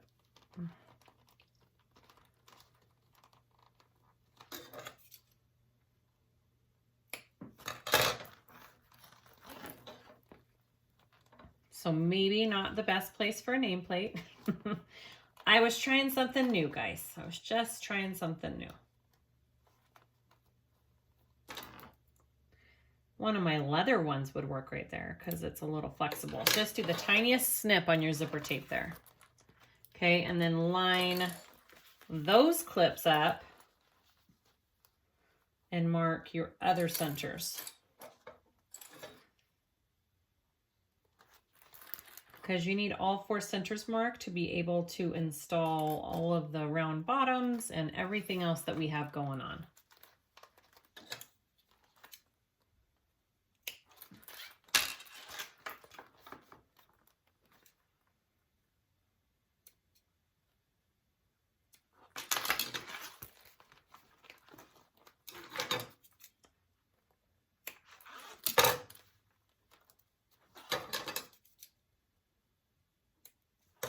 Okay, so I have all my centers marked on this piece.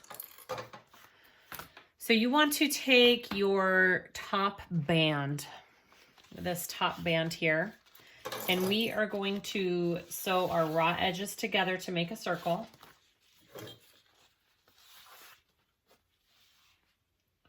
A 3/8 inch seam allowance.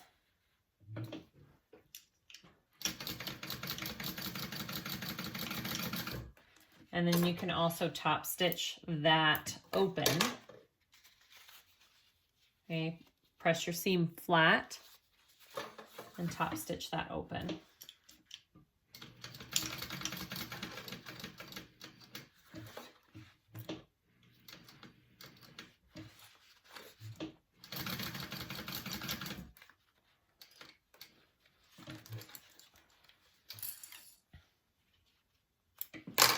So now I have a circle here, and now I want to mark all of my centers on this as well so I can place it nicely into my piece. So I started with that seam, and I'm doing this way first. And then I'll line those clips up with my seam here.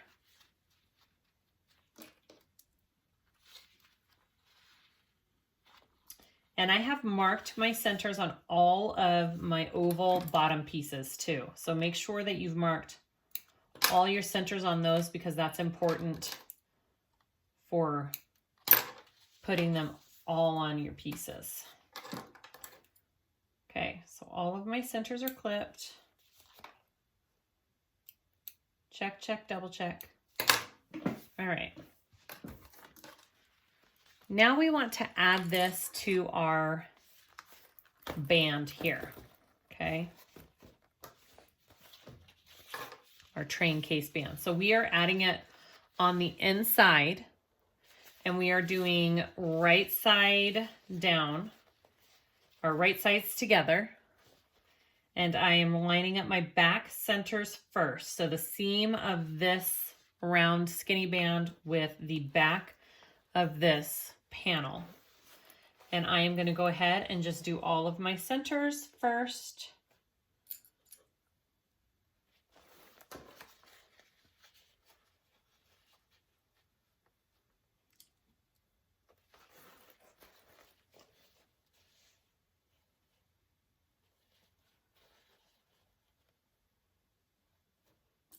Okay, and then just clip it all along and get that to fit nicely in there.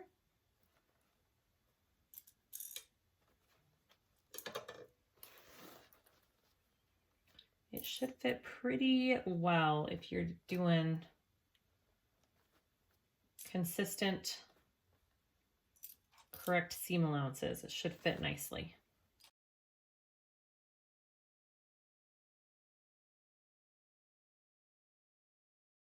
Okay, so that's what you're looking at right now.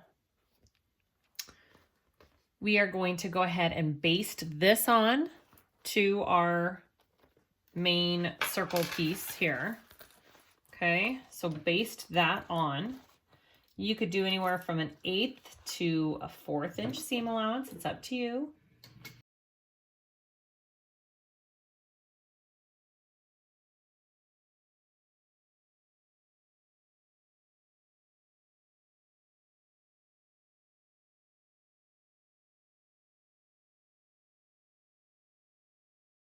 Okay, so I have that basted on to my main circular train case piece.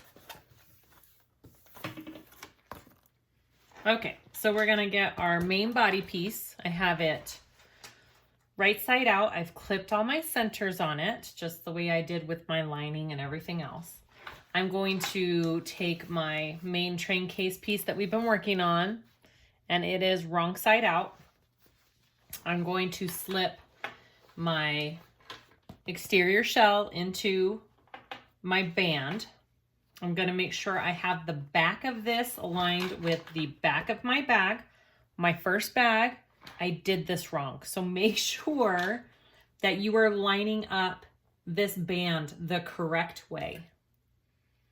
Okay, this is the back, and the way you know it's the back is it has that panel back here, and this is the back of my bag.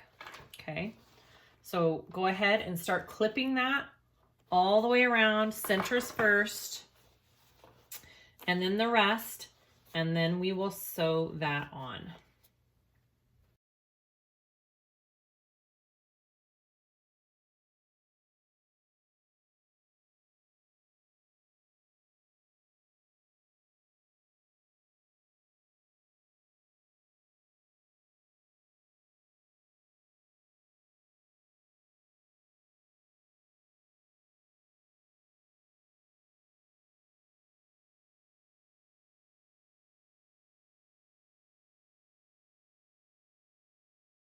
Okay, we're gonna sew this on. I switched to my zipper foot at a 3/8 inch seam allowance. If you have a number 3 zipper, you can do a 1/4 inch, but because I'm doing a number 5 zipper, I have to do that 3/8 inch seam allowance. So I'm going to sew that around, and then we'll go to the next step.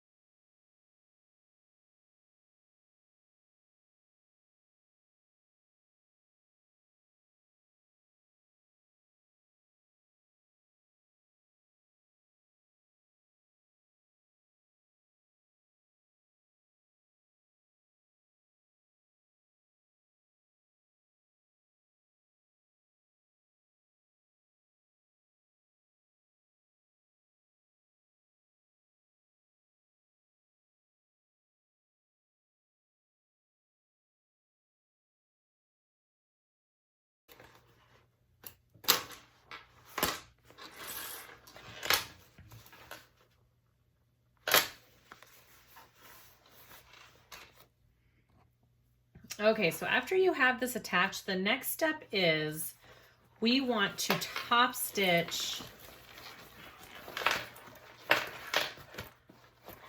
where the train case has been attached to our exterior main panel. So the easiest way I have found to do this is to turn it inside out because I don't have a cylinder arm, so it's a little bit difficult. So I'm going to turn this inside out, and I am going to top stitch from the inside of the bag.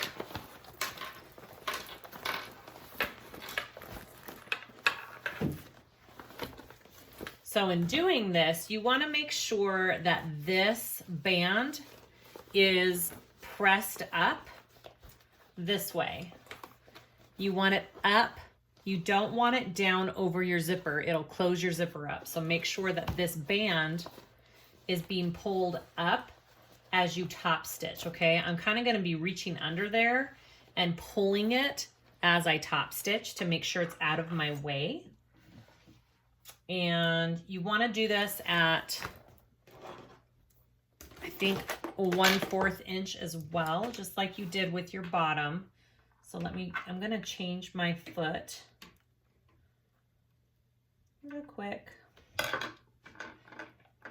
I don't need a zipper foot for that. I think I'm done with the zipper foot. Maybe. Okay. Put my walking foot back on. And then I'm going to top stitch from the inside of the bag while pulling this band out of the way.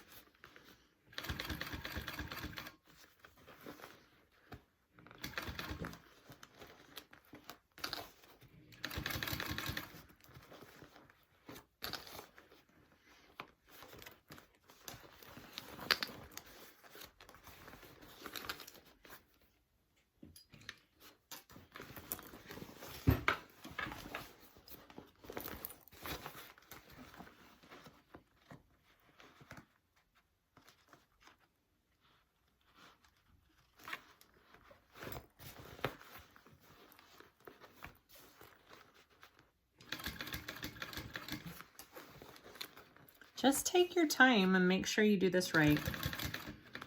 You don't have to rush. I'm just pulling it every few stitches underneath, making sure it is pulled tight.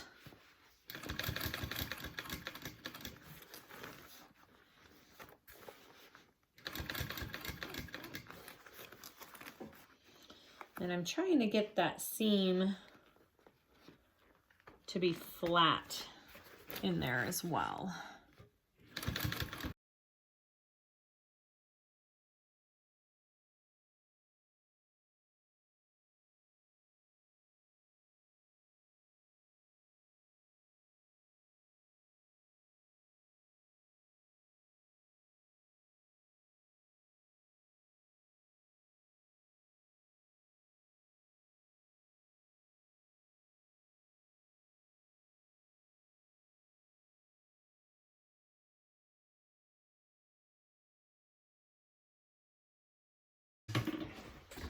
Okay, so I top stitched around the bottom of my bag here, and my top band piece is facing up because we need to be able to grab that because we have to add the top of the train case to it. All right, next step. The next step is putting the top of the train case onto this piece. So my piece was like this, and my bag is inside out. I'm pushing my bottom train case piece inside of my exterior piece, and I'm pulling out this little top strip, top band. You should have your centers marked on it already. I've got my piece right here. So I am going to go ahead and add this on. So I'm going to just do it like I did all my other bottom pieces. Maybe I don't have my centers marked on this. So go ahead and make sure your centers are marked. I thought I did that on all my pieces.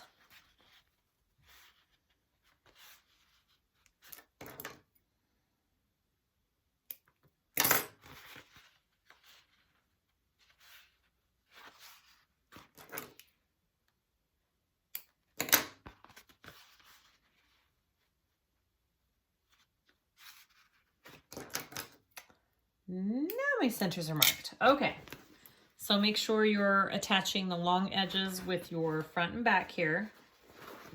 So this seam is my back seam. So just start clipping away, and you may need to use some pins. I some straight pins. I did use some straight pins last time just on my curves, but I also had way stiffer material for my bag, so I'm not sure if it'll be easier this time or just as hard. I don't know, because this is quite a small little band that you are clipping this to, so it can get, this is probably one of the most tricky parts of the whole bag, I think, is getting this one piece on. This bag isn't really that hard. It's just steps, in my opinion.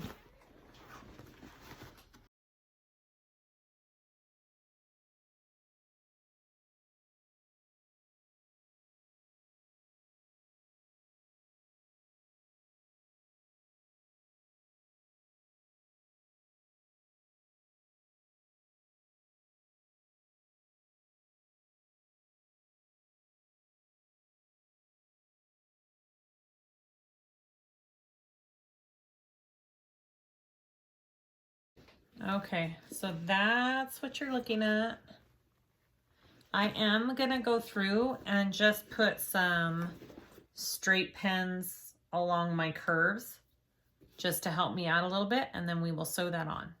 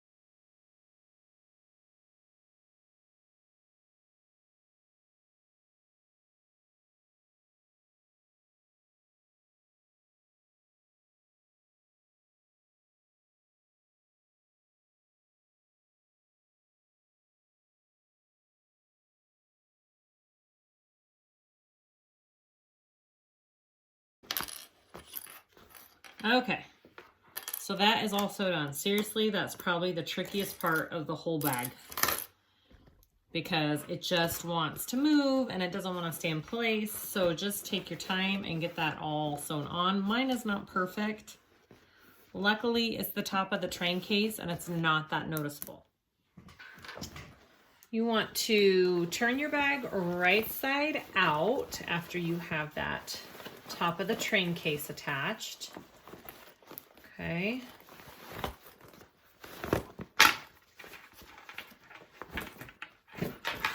Okay, so that's what we just sewed on. That's what it should look like. Looks good.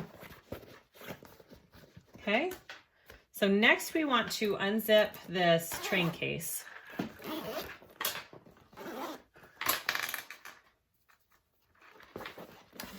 And turn it in the back. And we are going to attach our little D-ring pieces. So I folded my raw edges into the middle of the back of it, and that is going to be the front. So we don't want our raw edges showing, okay? And then I'm gonna put a piece of double-sided tape back here.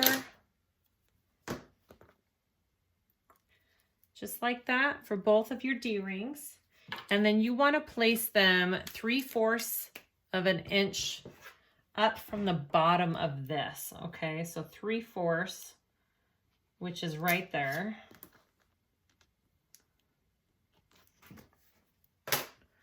and you are lining it up with the side of this back panel.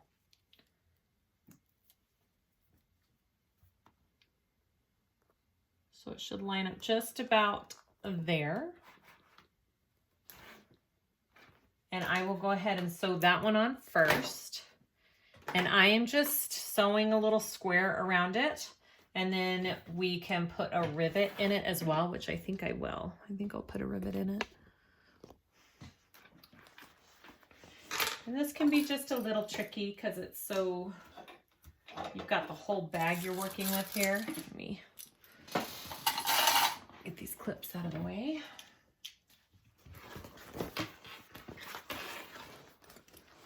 All right. Luckily, you can kind of just squish the bag down, and I am just going to sew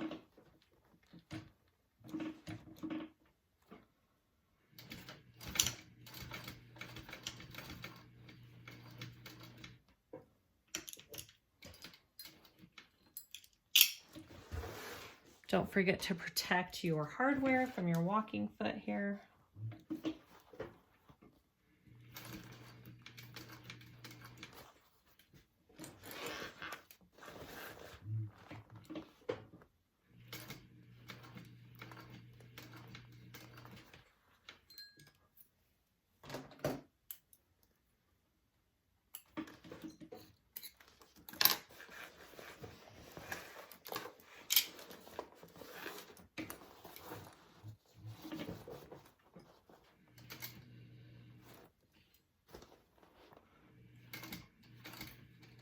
I think I'm going to go ahead and just do an X through the middle to give it that extra support and call it good instead of a rivet. So I'm just doing an X.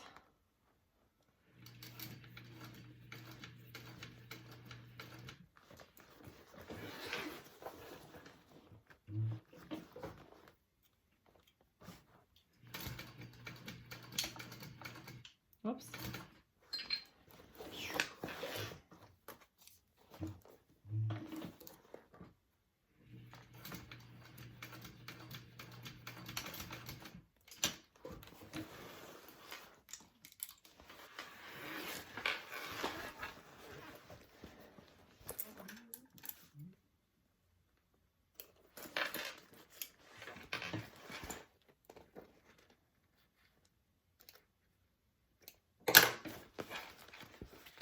Okay, so that's one. Go ahead and do the same thing on the other side.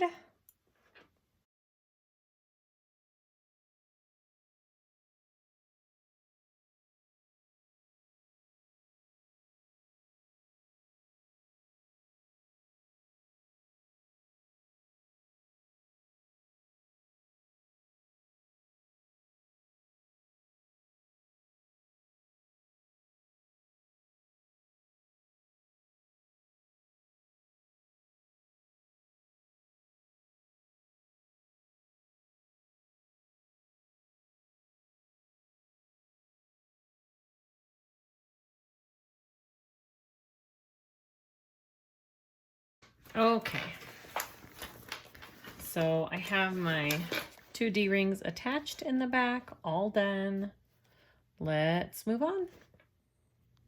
Okay, so before we move on with adding our lining to our exterior, I forgot a step earlier, and I probably will already have written it in the video that I forgot this, but I was supposed to trim 1 inch off of my lining pieces before I put my lining together, because you want it to be shorter than your exterior so it doesn't hang or sit on your train case, I guess is the correct term. So I am just going to trim about 1/2 inch off the top of mine. I've kind of lined it all up evenly. And I think that should be more than enough to make up for that. So you are supposed to trim 1 inch off of all of your lining pieces off the height before you put it together. So note to self, do that. Okay, so we want to get our exterior and our lining, and we are going to place those together. Let's see, our exterior needs to be turned wrong side out. So we're gonna turn that out again.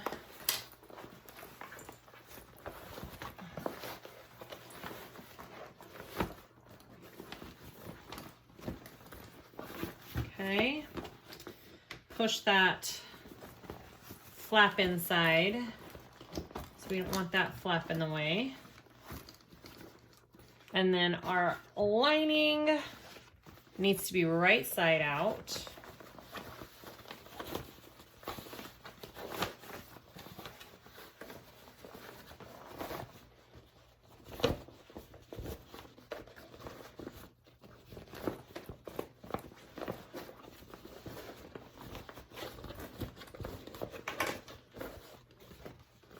Make sure your zipper pocket is unzipped.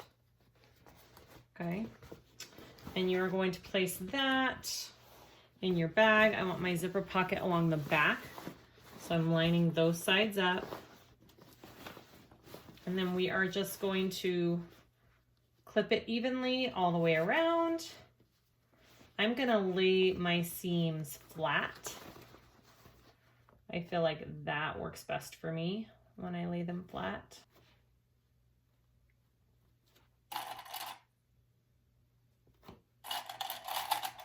Start with all your seams and then go from there.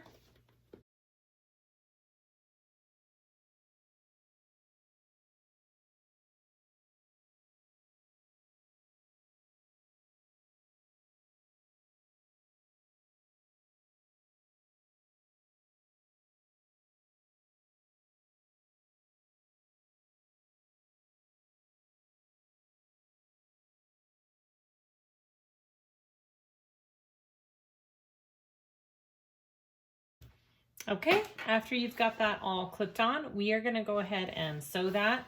It's supposed to be a 3/8 inch seam allowance, but because I forgot to cut off a little bit and I cut some off of my top, I'm only gonna do a 1/4 so I don't run into this zipper pocket. But if you did it the correct way, go ahead, sew it up at a 3/8 inch seam allowance, and then we will turn it through.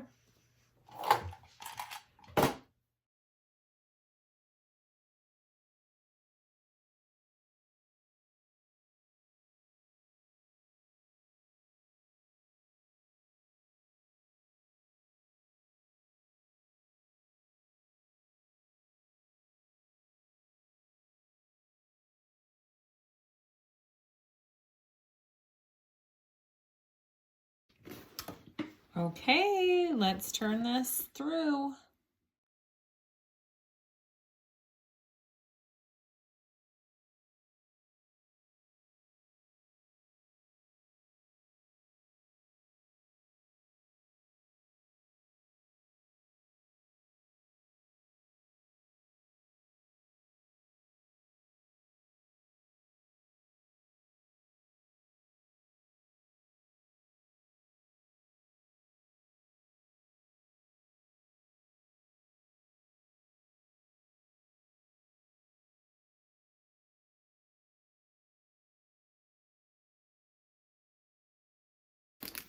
All right, so what we need to do is close up our zipper pocket, and then we need to top stitch around here, and then we'll finish up our bottom.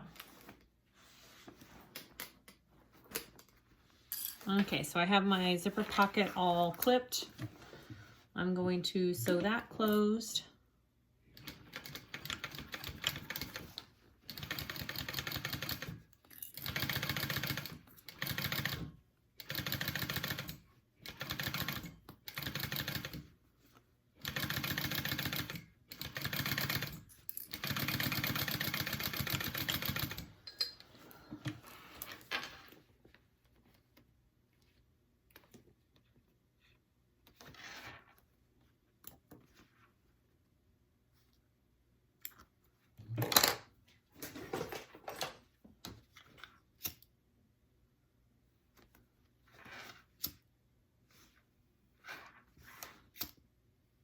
Okay, stuff that back in our bag.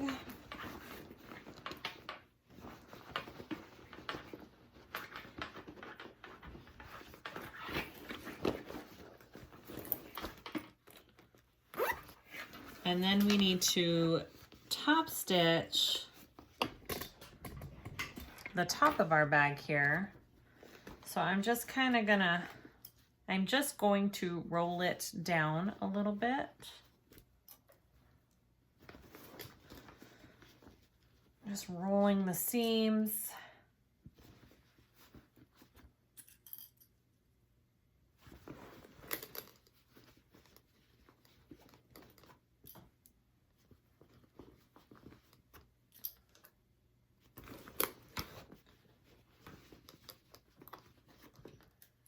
Just putting clips on them so they kind of stay put. And then I will top stitch this.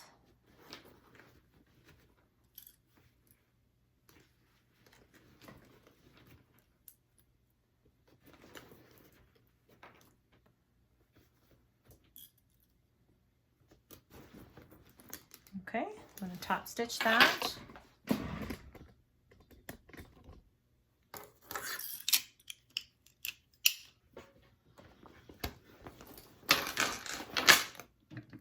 If you want, you can turn your bag inside out and stitch from the inside curve like we did with the top stitch down on the bottom band. That is an option. But this bag's pretty soft and I can manipulate it pretty well.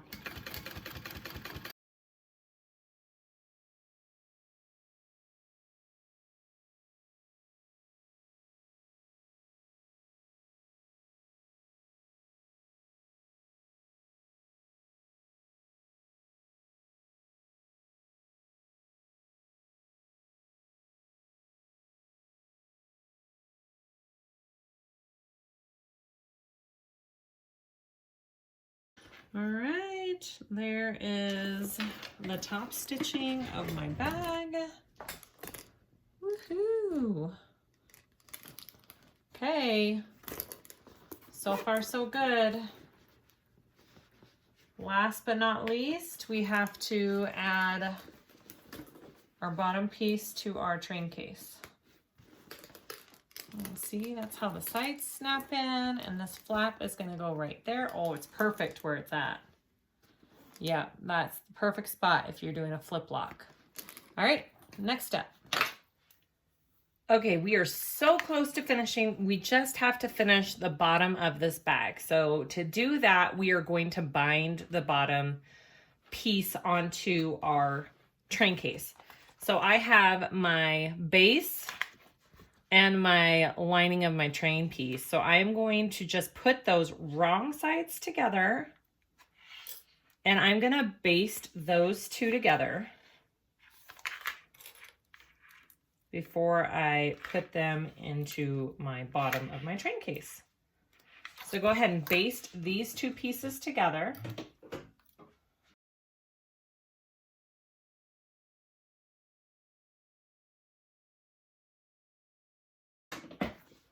Okay, so that's my train case.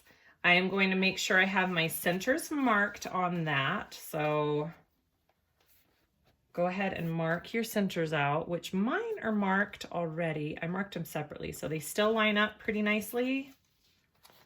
Yeah, so I have my centers all marked. So you want to, my bag is right side out. I unzipped my train case and I flipped it so it's inside out. Okay, so my actual train case is inside out, the band at least. So we want to clip this onto the bottom of our band. Do you see that's inside out? All right, so, and we're gonna baste this on, not baste it, we're gonna sew it on there with the correct seam allowance before we add the binding, okay? So I am just lining up all my centers first, and then I will get it completely clipped on.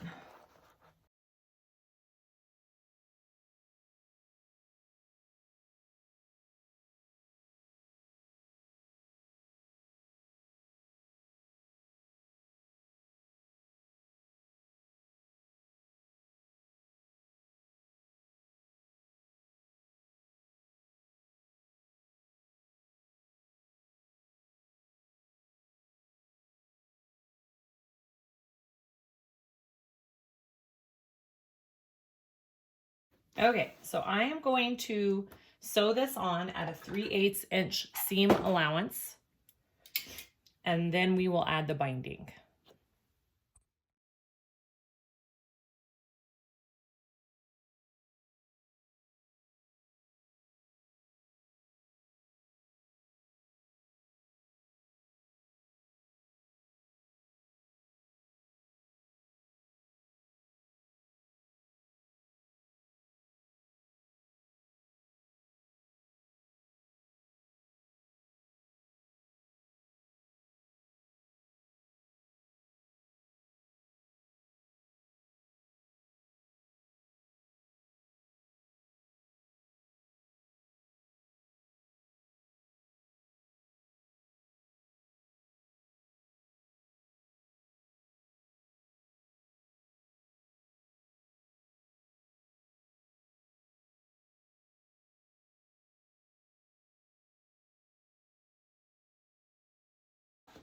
Okay, so that is all sewn on, and now we want to add the binding.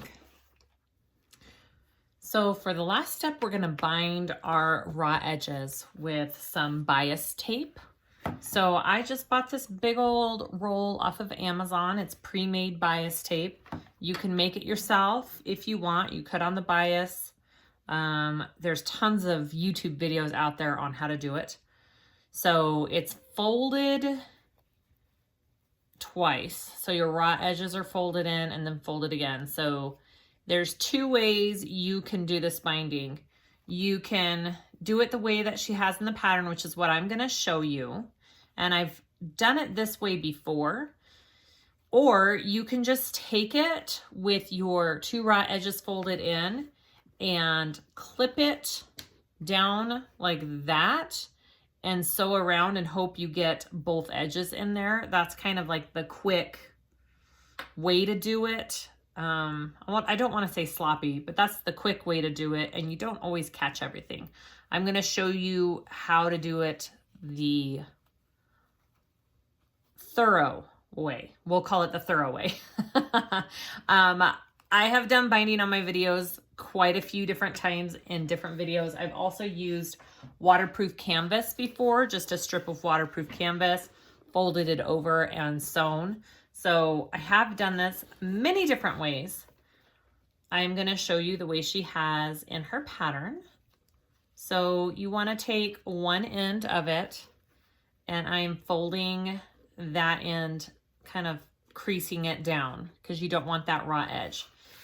And you are going to take it with this unfolded raw edge to this raw edge of the bag right here, okay? And we are going to clip that on. We are going to clip it on all the way around, opened up with your raw edges matching. And we are going to sew that on first. After we sew that on, we are going to fold it over and clip it and sew again. So do whatever method that you would like to do. This is a method that looks very nice when it's done. And I like the way that it makes the binded edge look. So when I have time and I'm taking my time, this is the method that I choose. Again, this is how she has it in the pattern as well.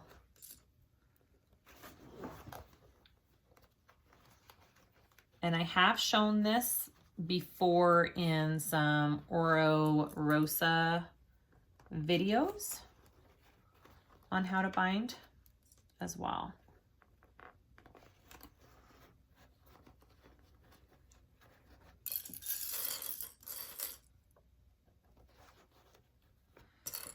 You could always just pull as you go too. I mean, you don't have to clip it.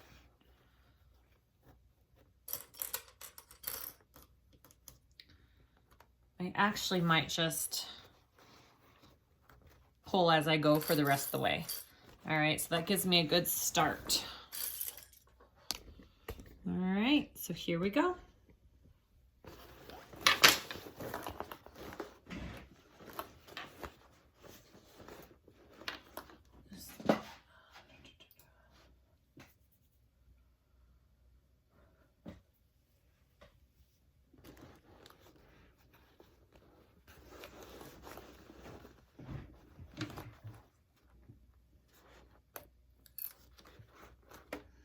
And you want to do about, let's see,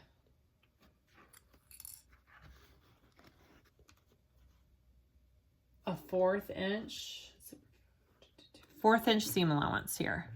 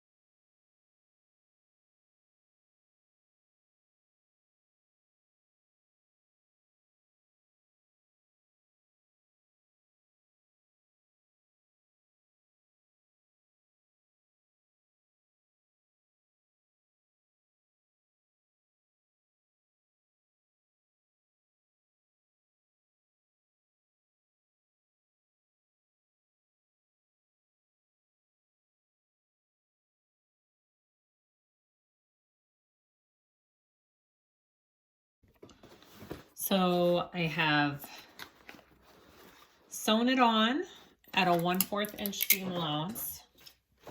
I am going to trim this part down right here. And then next we want to fold it over. Okay, so that encases our raw edge. We want to fold it over. And I'm going to clip it in place just so it stays while I'm sewing it on. This just gives, doing it this method instead of just taking it and folding it over and sewing it at once, it just gives it a little bit nicer of a finished binded edge. So at least that's my opinion.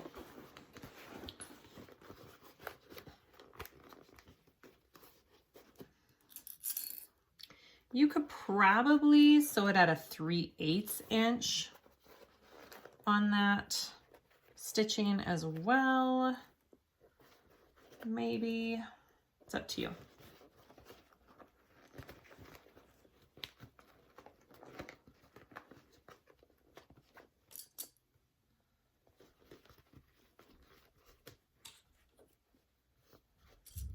Yeah, it just looks so nice when you do it this method. And then here, you're kind of just folding it and encasing that raw edge of where you were ending. It's kind of hard to get that little area to look perfect, but try as best you can.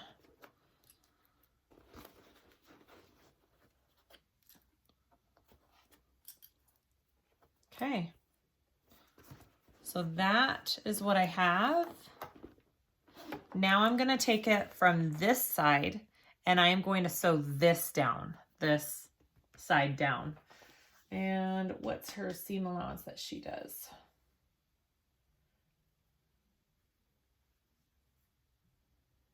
She doesn't specify. So I'm going to do probably about a 1/4 of an inch sewing this down. And I'll be sewing it from this side so I can make sure that I catch it. All right, here we go. And then we're done.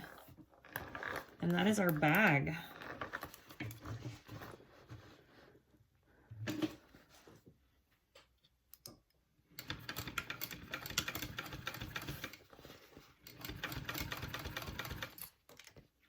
A stiletto for this part kind of helps. You can help it stay in place as you sew.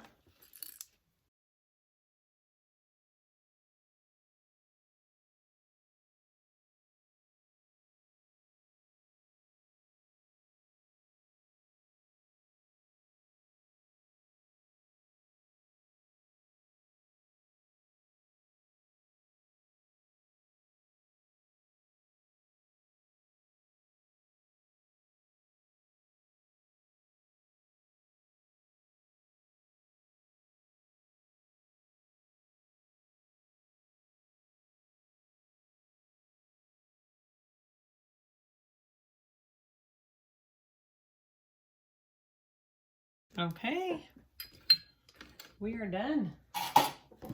That is, well, actually no. One last thing, I have to put the turn lock on my flap and then I'm done. But I can show you what this looks like. So you can kind of see more stitching from this side, and that's okay. But this side looks really nice and neat. So we turn it.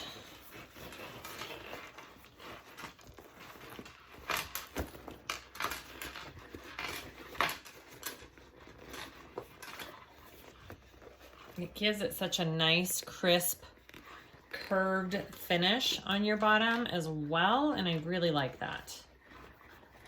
It looks super nice along the bottom of my bag.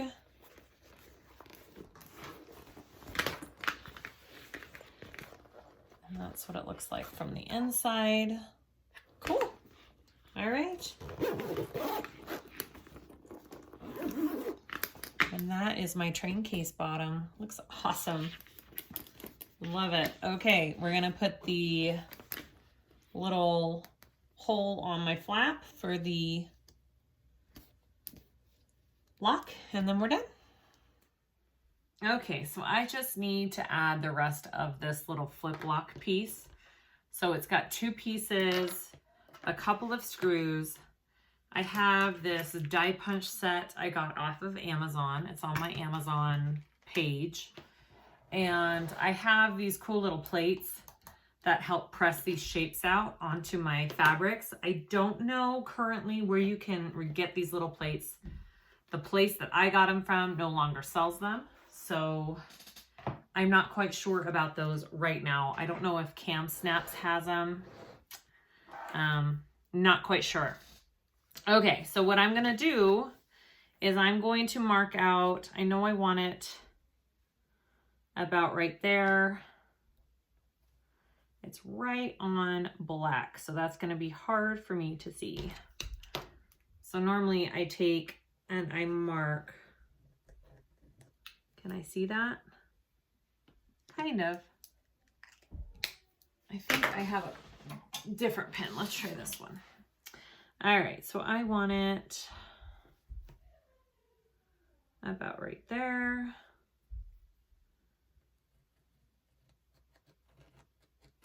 I'm gonna mark out kind of where everything is. Okay, I've got it kind of right there. All right.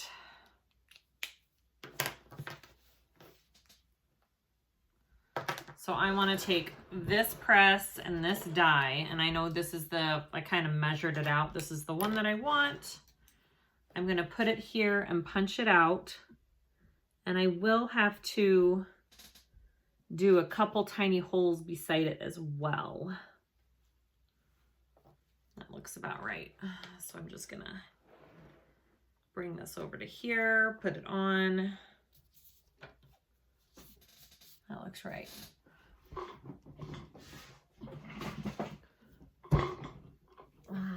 And it punches through all my layers, which is fabulous. Look at that. And then I get this tiny little one, and you could use just like a hole punch of some kind. And I'm just going to get the edges of those screw holes there, because we need to be able to put in our screws. I don't want to do it too big because you want this to fit pretty snug. So that's what I'm looking at. So I'll take this and fit it through, and it looks just about right. Okay. I am going to put some glue. I'm going to put some glue around here and some fray check, okay? Just to be extra safe.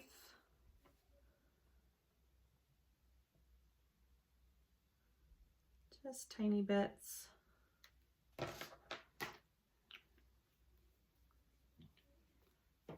And I actually like to put the glue on this plate here. Just a tiny bit of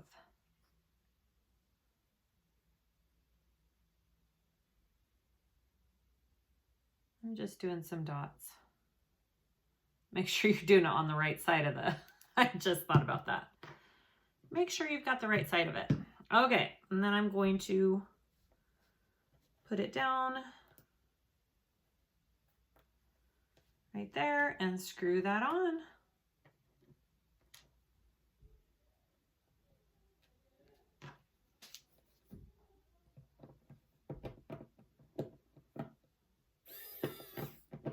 Make sure you get it in that hole.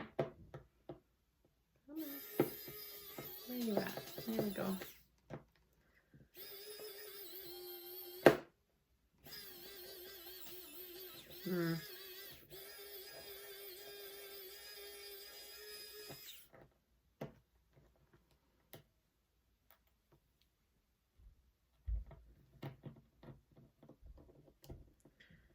Make sure it's going in there straight. That one's kind of crooked.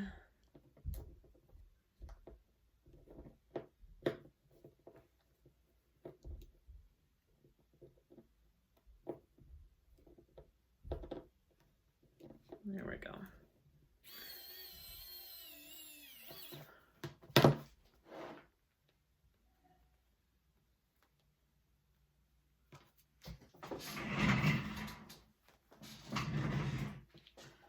Got some freight check on my lock there.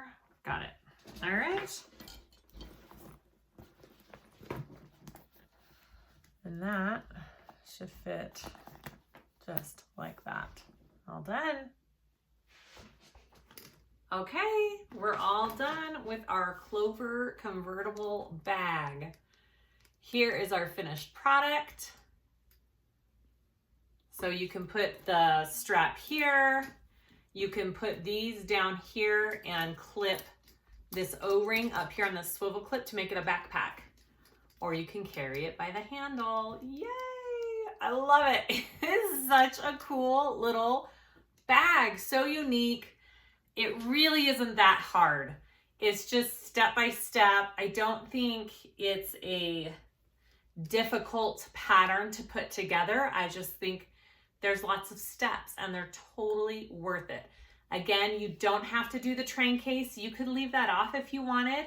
And I would just lengthen your body pieces by a couple inches and that would be an adorable bag as well. Oh, look at that.